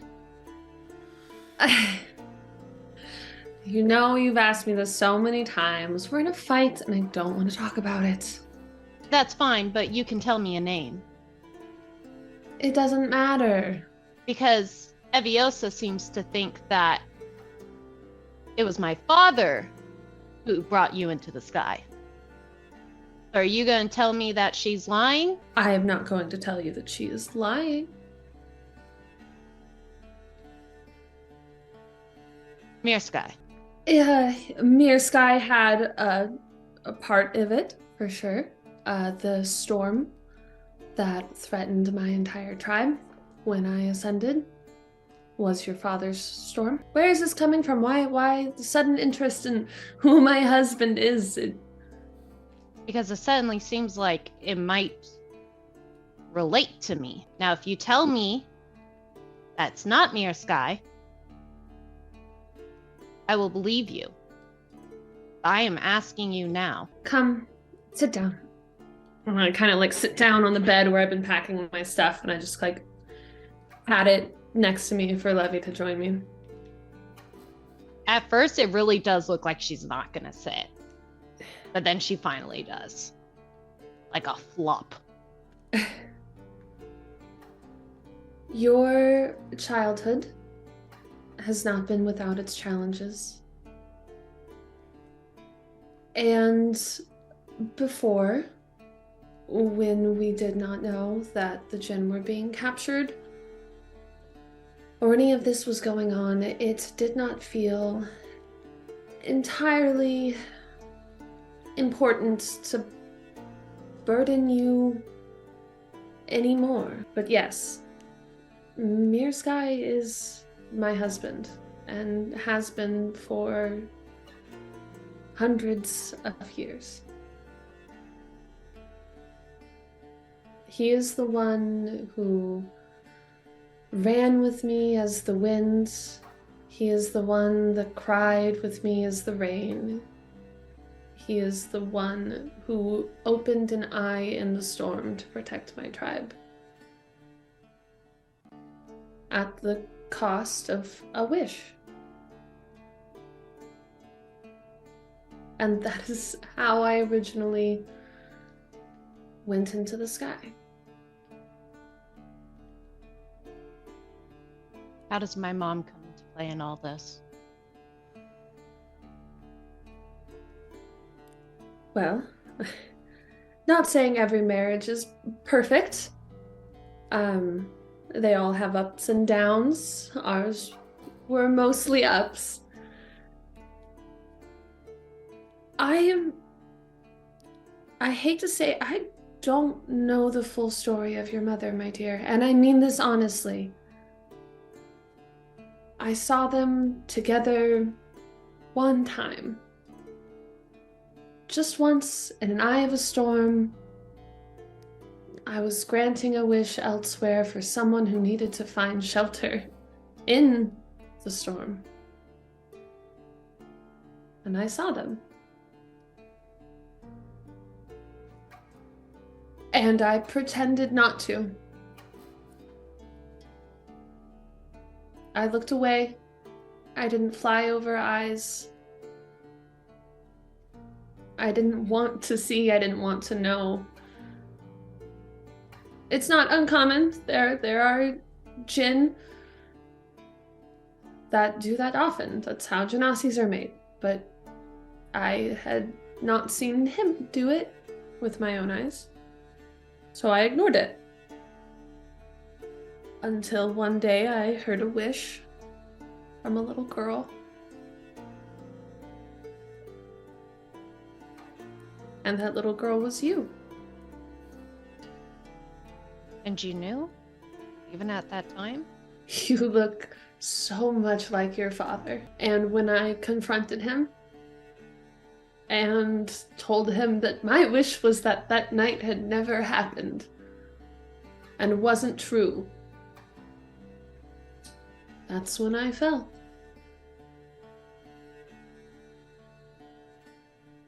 And that's when I came to you to answer your wish, and that's why we have been running from your father. Thank you for telling me. And she's gonna stand up and leave. Everything in Eshna wants to follow her, but also knows that she is a grown woman now and is not going to, but is going to summon a familiar in just a small mouse and is just going to keep it a good distance away and still keep a motherly eye on her. Levy, You leave the I would think if everyone's packing, they're up in the treehouse. You wind your way down, and on the way down the stairs, you encounter Seven, who doesn't know any of what has just happened. And he goes, "Oh hey, I wanted to talk to you. It seems like you guys are gearing up to head out, continue your grand adventure.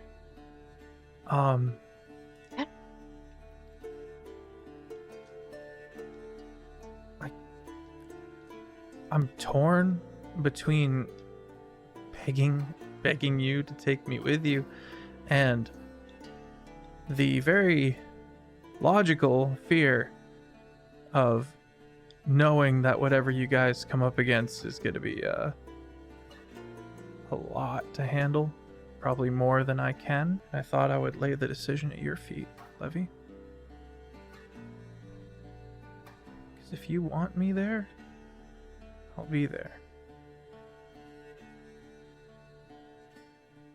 He looks like he'd say more, but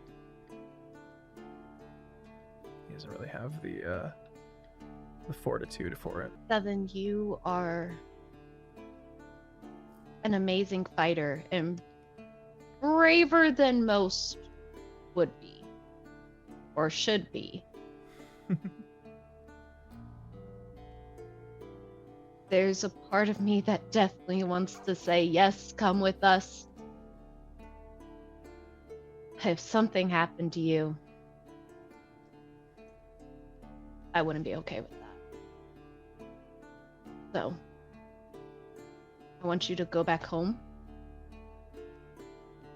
and protect them. I don't know if this chaos is going to spread there, but stuff is happening, and it will be a comfort to know someone who can fight and is smart and is brave will be there. Yeah, that makes good sense. She'll yank him into a hug. Someone's got to keep Ani aging, or else she'll never die. You know, we got to keep giving her gray hairs. This is true. This is very, very true. He gives you a big hug back and like picks you up a little bit and puts you back down. Oh, okay. I'll see you again. You better run if it ever comes down to it. Come on home if you need to. Middle Mist ain't going anywhere. Okay? I will make wise decisions. No, That's no, you what won't. I can promise. I'm saying if it ever I will gets make so the wisest I Hey, can. Seriously, if it ever gets to the point where you cannot win, this is the reality of things sometimes. You're fast. You get out of there. Come home. Okay? I will stay safe, but I won't promise that, because if they stay behind and they won't run, then I'm not gonna run. I won't leave them. Pod, Anarian, Eshna, I won't leave them. But if they say we need to run and they agree to go, I will not fight that decision. That I can promise. I guess that's the most I can ask for. Okay. He gives you another. Stay safe. I'll be And seeing he's you going later. To attempt to pick your pocket and fail with a 7, which is so poetic. She grabs his hand. Ah. You can't help yourself. I need someone worthy to practice on, okay? So I don't know, man. Can I roll to have pick? Can I roll Yeah. to pick pocket? Oh, if I don't drop everything on the way, that's nice. Oh, where's a D20? Where are all my D20s? Okay, so I'll use you. Sleight of hand, right? Mm-hmm. Dirty 20. He does not notice the counter pickpocket. You'll get there. You'll get there. Just, practice on Ani and here you go. And gives back. Ah, okay. Like the coin pouch. Nice try, though. Good attempt. I'll get there. You will. I can't wait to see it. Okay. All right. Pats his shoulder as she continues. He absolutely stands still and watches you go. Rooted to the floor. All right, what's everyone else doing? Just packing up? All right, anything else we want to attend to before we venture out? The closest, if we're going, that Eviosa is able to bring you is Furinor, and that is luckily very close to Baranold, which is where the salted wastes are. Anything else you guys want to cover? No. All right. Later. Oh, go ahead. Jake, you muted. I had to send us off with the official episode. Were we going to the Salt Flats or were we going to Eshna's? Or is it the same place? It's two neighboring cities. Gotcha. Okay. So we'll get Quip and then we'll go to help your parents. But will we have gotten like a short rest in between all of this? I think it's fair to say. Eshna's gonna have like her bag and Levy's bag of anything that like she left in the room. And she's just gonna kind of like be waiting near Eviosa. She has choice words, so she's not going in until someone else can be with her. Otherwise, she knows that she could detriment her helping.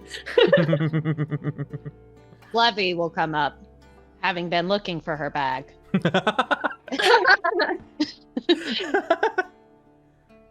And comes back down. Okay, where? Thank you. Welcome, dear. You two seem tense. Yeah, what's going on with you two? Oh, she decided not to tell me that, she's basically my stepmom. Yeah, she was married to my dad the whole time. Oh, like that kind of step. I was about to say, wow. like, yeah, you're pretty much You the see stepmom, how but- easy that was to say? Thank you for teaching me that, Leffy. It's very appreciated. Didn't take, how many years for me to have to pry it out of you? It wasn't pertinent information, my dear. I beg to differ. I can see. Shall we, everybody? I guess so. looks at Pot like, are we not the problematic ones for once? We've really grown, really grown. I feel proud of us. Don't you? I feel like we've really just matured.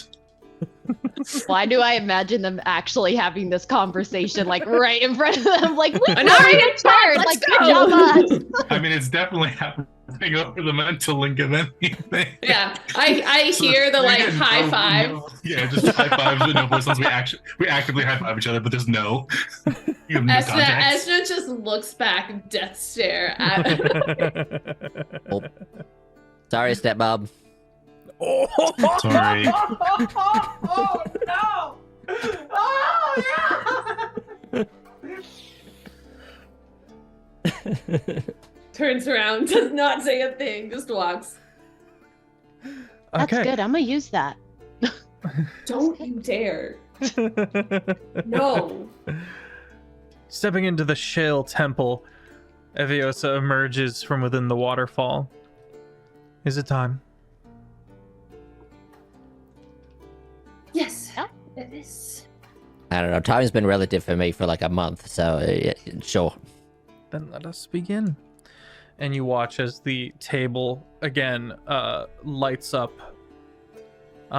Pointedly, no druidic writing, but does light up in its own sense and begins to shift and levitate, and slowly the 3 platforms from below begin to rise up as the table parts for it, and the three discs begin locking into place and hold still, and she gestures from within the waterfall towards the dais. I'll head on to it. Is Thylo with us at this point? But there is the promise of sending him along. Fair enough. Pod, he'll be okay. She sees some hesitation. Eviosa will send him. Do you think Thylo's gonna be okay? I mean, is that ever okay? Physically, I believe Eviosa will protect his body and bring him living back to us. Those are a lot of really interesting beliefs that you have. You're not helping, Anarian. Oh, sorry. Everything will be fine. All right, but only because Adarian said so. Oh, gosh. Yeah. And Anarian doesn't lie to me. That must be nice. Okay, listen, if this is gonna be the No, it entire is. rest of the journey. And you're cut It off is. right there as Eviosa. Yep. I'm just like, ooh, hi y'all. I think I'm done with you guys. I will turn this teleport portal to The soft, cool Get out of air my brain. and the crickets, the millions of crickets outside and cicadas are in one quick whiplash of inertia is replaced by the sudden and stifling sense that you are underwater. Oh, we didn't do the prep that we said we were gonna do. Whoops. What And- prep did we say we were going to do? Strength of I- things to- I quickly wild shape into like a strong great white shark Okay. and swim to everybody and say, "Grab me!" Yeah, Levy's pushing them instantly, onto the shark. Go. Yeah, so the inertia makes an Aryan hurl. So he just Just throws into up. the Oh, no. ocean water, just a cloud. and then realizes that he can't breathe, and then it's just bad. It's a bad time. It's very bad. After some initial panic, Eshna manages to ferry the party into a pocket of air and then soon out into the surface of the ocean, backpedaling a bit. The party finds their oxygen. And you Except are... Levy, who is just Yeah, I'll stay as the shark doing perimeter circle. The party finds himself once more in Hraden's Rest, the garden reef from the beginning of the campaign. It's nighttime and you can see the soft glow of Firanor off to one side and the massive bridge that Braylor is lord over, heading sprawling into the horizon with its many fortresses and cannons. Welcome back. I'm gonna help swim them over to the shore off by that one cave. Mm-hmm. Just to That get one on crab and has go. amassed an army and is ready. No, I'm just kidding. Hey. We knew you would come back. Suddenly, wait, they're not level 5s anymore. Wait, yeah, is that treasure chest that's in the eggs still there? Yeah. Is the big eel still there? Not No. anymore. I'm gonna go get that treasure chest while I'm in shark form. You backpedal down and you find an abandoned nest. And you see the treasure chest and you grab a hold of it and swim back to the beach with it. Yeah. Anarian, if you ever do that again, you will stay in the water. It almost got in my hair. I will do my best, but I wasn't expecting that much of a... Usually teleporting is much more smooth than that, sorry. We will stay in the water. And she's like over in the water, like like splashing water on her. Like nothing's on her, but she's like, it's on me. You do that and watch as Shark Eshna, with a giant chest in her mouth, beaches. I'll transform back into human Eshna and go from like the shark fin to like the woman walking out. Very Little seamlessly. mermaid scene. Yeah, very Little Mermaid. Coming out of the water. I'm gonna open the chest. Chest is locked. Levy, I know you're mad at me, but can you unlock this, please? Sure. I'm gonna try and unlock it. All right, make a tools check with your do you have proficiency with rogue lockpicks and such? That might be a pod thing. Thieves' tools. Thieves' tools, thank you. No, but I have used pods before. If you want to do it, I'll help you. I want to try it. Okay. Yeah, I want to try it. All right. have helping guys. Pod offers up their thieves' tools kit. And Was that gives 2 the help guidance or action. 1 guidance? You only get one. You can only use one. Yeah, okay. And you're at what I advantage thought. because of the help action. Oh, sweet. I want my better one. Where are you? This is important. You. Rolled an 18. And am I doing sleight of hand, you said? Nope. It's a tools No? check, turns out. Where's that? Tools? You simply roll dexterity and do not add your proficiency because you're not proficient with These tools. So add your dex. Yeah. Okay, so the +3, so 21. Nice. Yes, and then 22. With the guidance. Popping the lock, you find as the water pours out from the waterlogged chest, you find a map case, leather and sealed tight, nestled into a bed of pearls. Ooh. Pearls. Map. Unstoppering the case, you pull out a map, and it looks like this was a long-felled pirate ship of some kind, and it leads classically through the many whirlpools of the westernmost point of the continent, where one of these islands has a depository where this pirate was stashing his treasure. Awesome. They're gonna get treasure. That's that booty. Yar. Also offers some of the pearls to Pod and Anarian.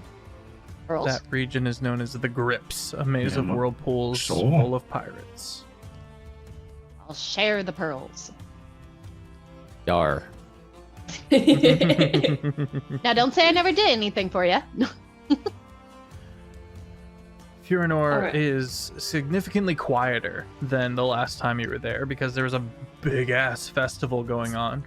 And while the party does have to kind of skirt around and kind of be cautious to get into Furinor from this region, most likely having to swim the long way around to the port to avoid any run-ins with the Church of Rest, you find yourselves soaked to the bone, bedraggled, and salt sore, but standing on the cobbles of Furinor once again, kind of a sleepy city now that the festival is not going on.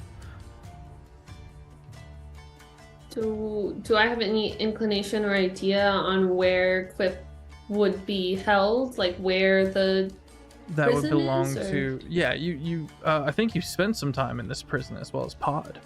Okay. Yeah. And can begin moving your way there. Great. This very same turtle is posted up with the same ass book. It's a slow reader. Couple pages in. Yeah, and he looks up and goes, hey, yeah. Is this the turtle where? Give me a quick reminder. Turtle at the front desk of the prison.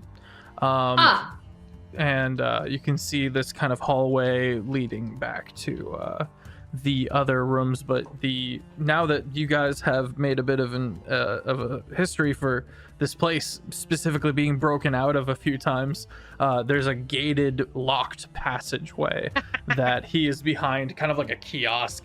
And he kind of looks up and goes, yeah.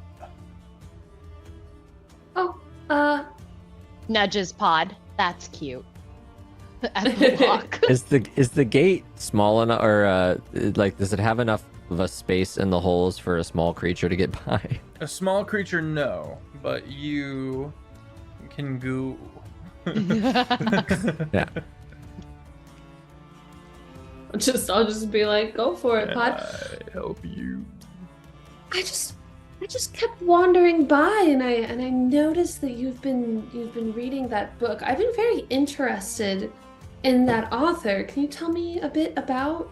Roll persuasion as Pod rolls stealth. Oh, 27. Milk. This is Pod now.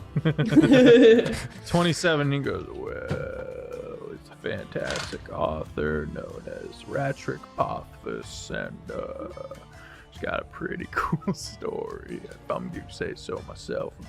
Story of this red-headed dude. And he's pretty great. He's pretty smart. And he starts going on and on about it.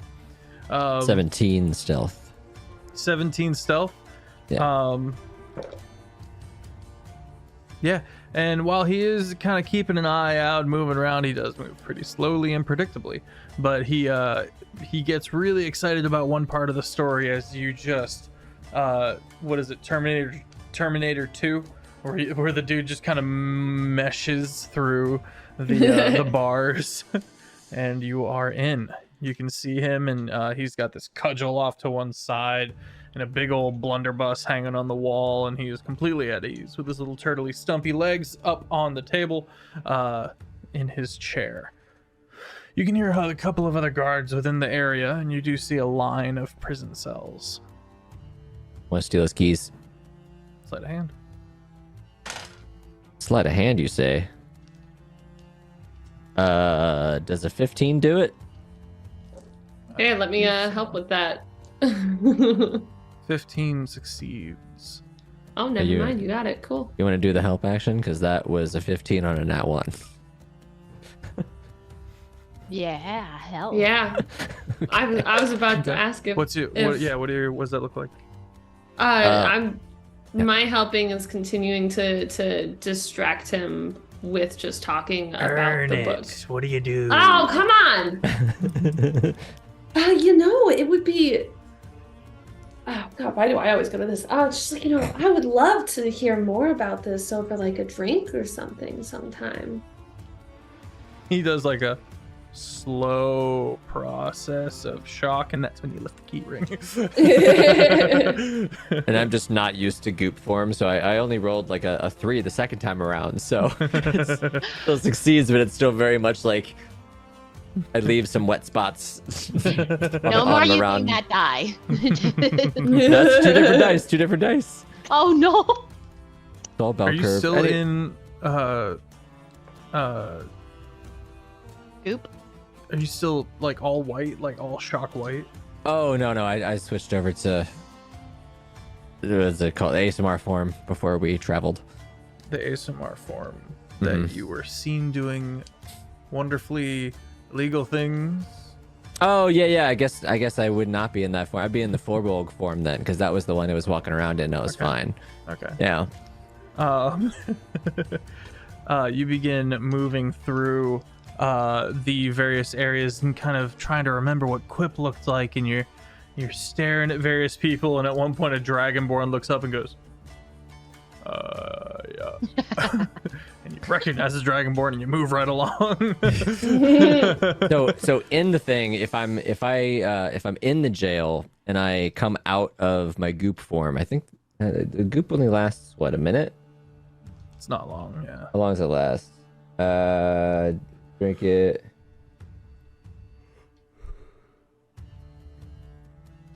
Yeah, 1 minute. Okay, so it only lasts a minute. But while I'm in the jail, I want to morph into that turtle, but with a mustache. That's how I meandered around last time. Make a perception check as you're sifting through the area. 30. 30. Oh, Yeah. There we go. You're briefly greeted by one of the other guards who goes, "Hey, yo," and keeps on moving past you. Yeah. And at the end, You said that too fast. No, I'm just kidding. you see various scroll work that's been nailed next to each prison cell of various things, and you find Quip, and he's huddled. He's tucked under. He's huddled and tucked himself under the bed that they provided for him. You can see his 1 foot kind of scooting out a little bit because he doesn't quite fit. And in the parchment next to his cell says that tomorrow morning, so roughly in 6 hours, he's going down the path. He's going through the portals of that the Church of Death owns, and be heading to St. Pete's. No. no. No, he will not. Awesome. No. Awesome.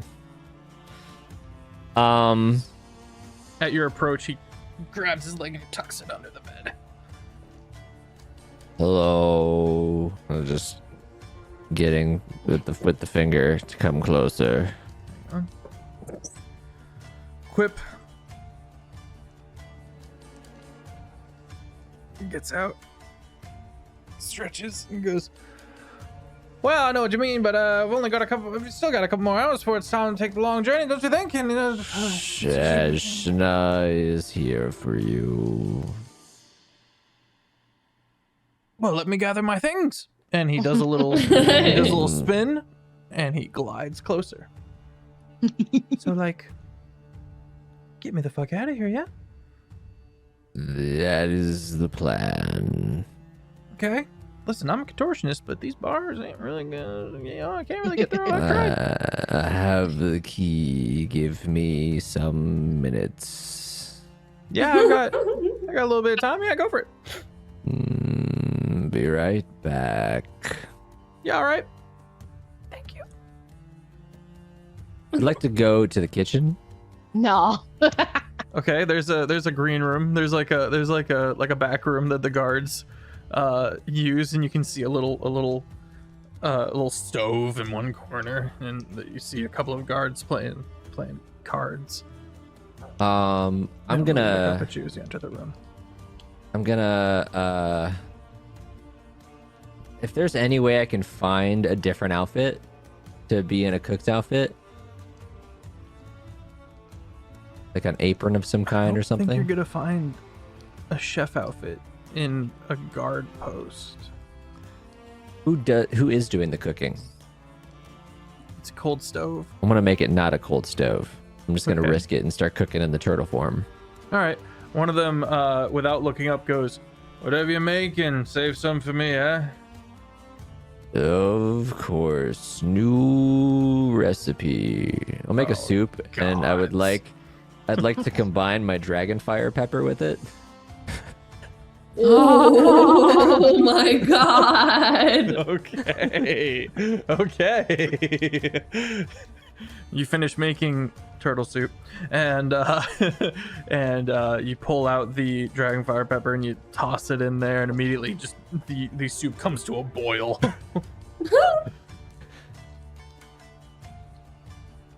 Dinner's served. All right, we'll be there in just a moment. I'm gonna rim this man for everything he's got, and he puts down his cards, read them, and weep.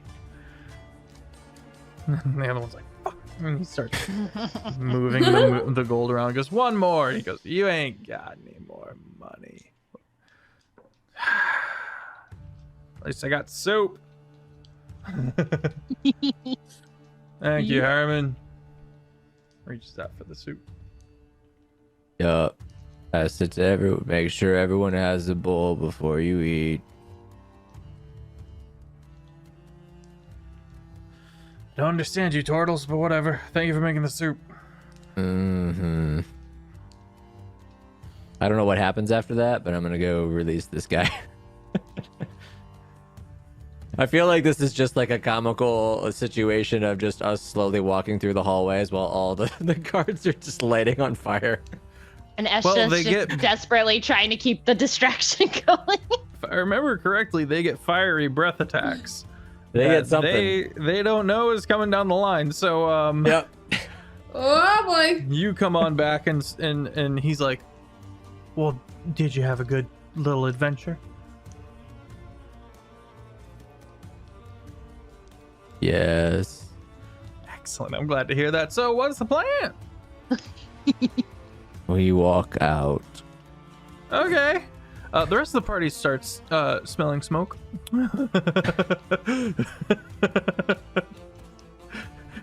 You smell that? Yeah. Do you can you see blood? It smells like something's burning. Yeah. Ashna, Harmon or whatever I named this dude is like, listen, I'm flattered, but I am happily married to 3 other turtles, and we've got a nice little thing going on. And if you really feel insistent upon this, then maybe I can talk to the rest of them. But frankly, I don't have much of an appeal to you. Respectfully, of course, you're quite attractive. I just meant as fellow book lovers, like a book club sort of thing. But that's very nice. His love language. turtles. I'm sure your wives are very happy. It's a good life. I personally have had trouble in the past sharing my husband, so more power to you. Yeah. And this is when he starts smelling the smoke as well. Pod, you hear the panicked screams of they who suddenly have breath attacks and don't know how to turn them off.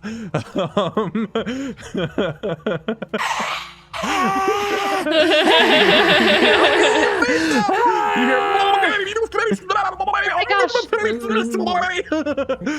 You guys hear that? There seems to be some problems. I'm gonna go check that out. You have a That's nice day. probably a Gets up good and starts idea. making his slow way. Pod, you've got him. You get the gate open, and he springs out there. He takes a couple of stretches and goes, "All right, let's do this thing, huh?" And they'll slow down or go down into Harangon form. Oh, All right, Levy's like, oh. Levy's like hopping up and down from behind the turtle, like come on, like let's go. The two of you, Quip and Harangon Pod, begin booking it. I assume. Yes. You went into fast mode, so I'm assuming that you flip the Crocs and you're booking it. Right. mode. Sport mode. The two of you get to the bars, brushing past the turtle, and the turtle's like, "Hey, and starts looking over, and then he starts looking and goes, "Oh, it's prison break." Well, that's no good. Not again. And you hear, "Get over here, help me!" And in his moment of indecisiveness, Pod, what do you do? Where are we out now? You've got the last gate to get through. That How you do I- oozed through. Oh yeah. I mean, surely there's a way to open that. You've got the keys. Yeah. Yep. Was that's the what I'm doing. turtle Alright. opening it? No. He's running Oh. well, he's slowly rumbling over to his friends as you flip through the keys and start trying this one note, this one note, and Quip is like, "No, it's the big one, use the big one, over the love of God, use the big one, no, it's not the big one, you dumb fuck." What are you trying to say right now? I'm trying to say faster! Calm down. And boom, you're out. The big one, just show you big one.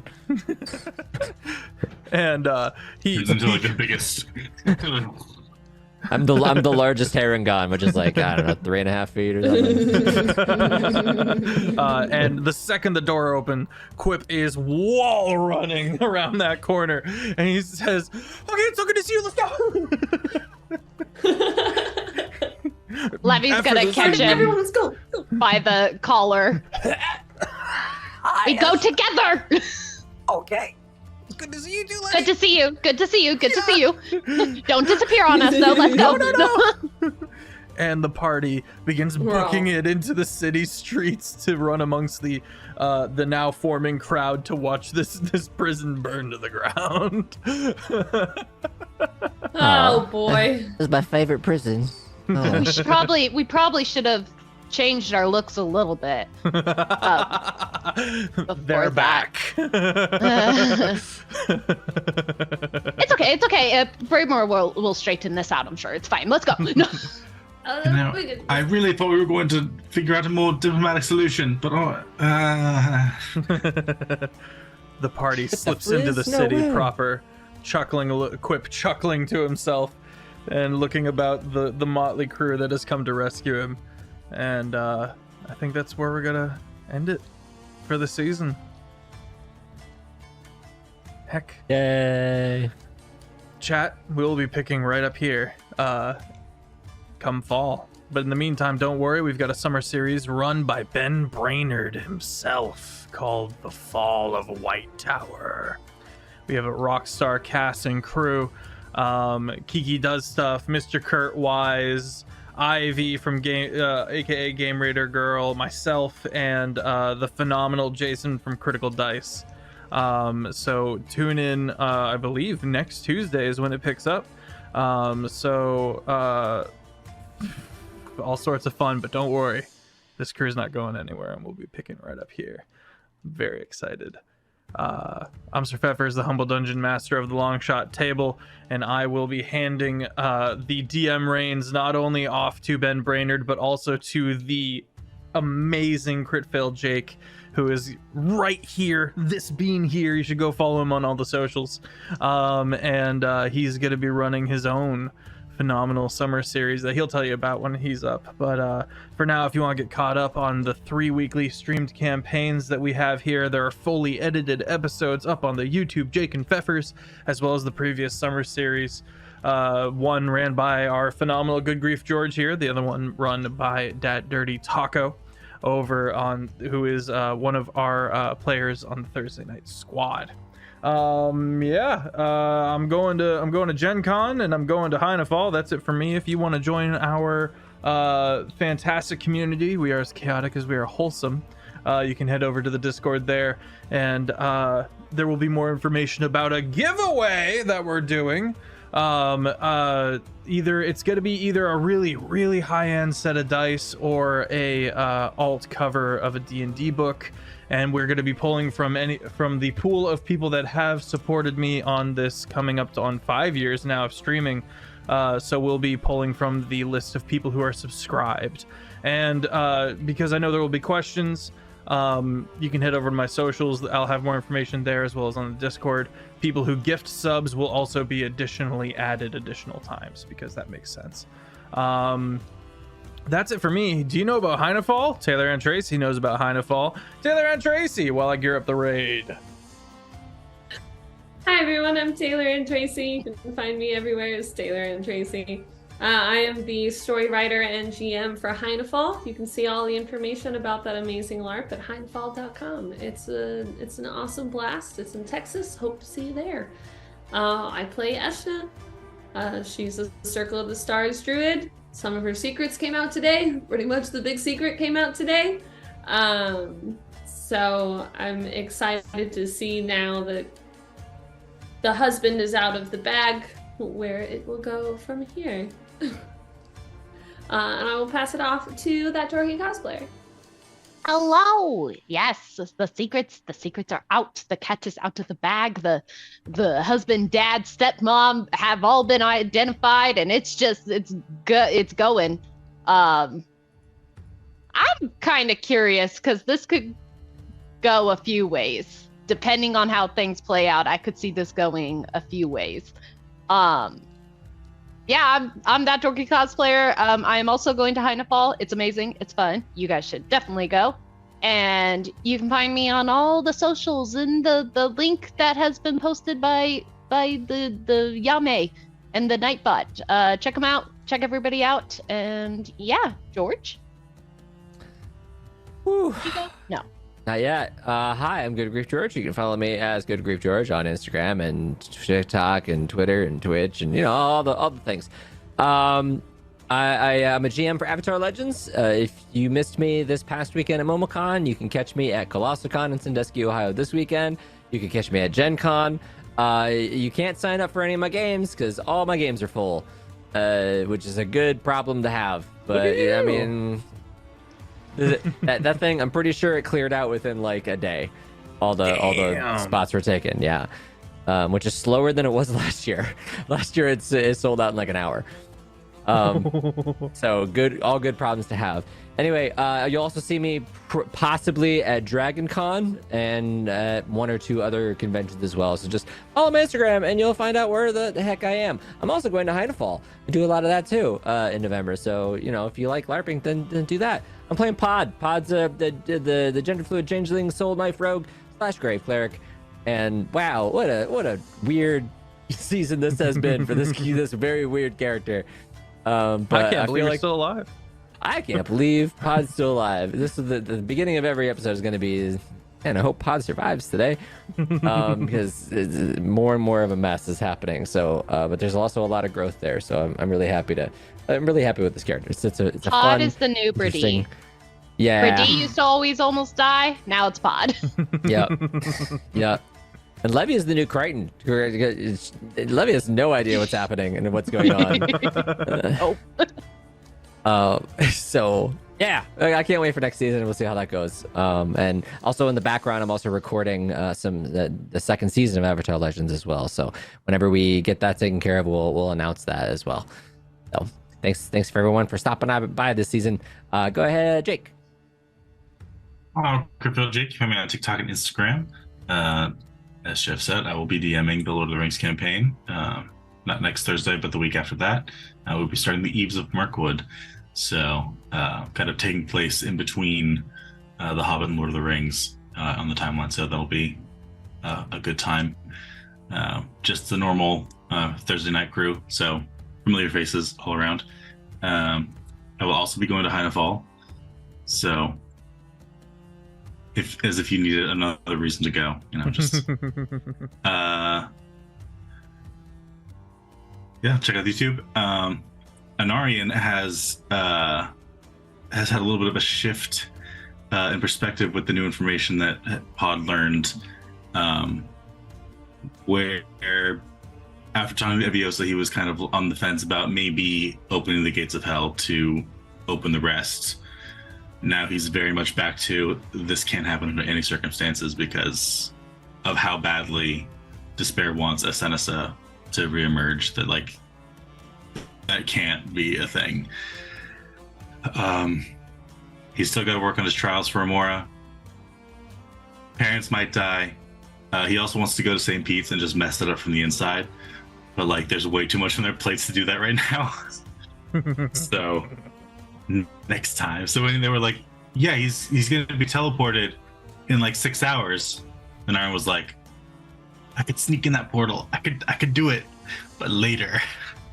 So all next season, see what happens. All right. Levy, did you go yet, Dorky? Okay. Well, to make it an official episode, there, I've dropped the die. Chat, we're gonna go kick it with Offbeat Outlaw. He's playing Ultra Kill. I don't know what it's about. It looks very bright. I hope you have a fantastic time. And give him some love, give him some follows, wax eloquent upon his good name, and I will see you all soon. Everyone say bye obnoxiously for me. Bye! Bye, bye, bye, bye, bye, bye, bye.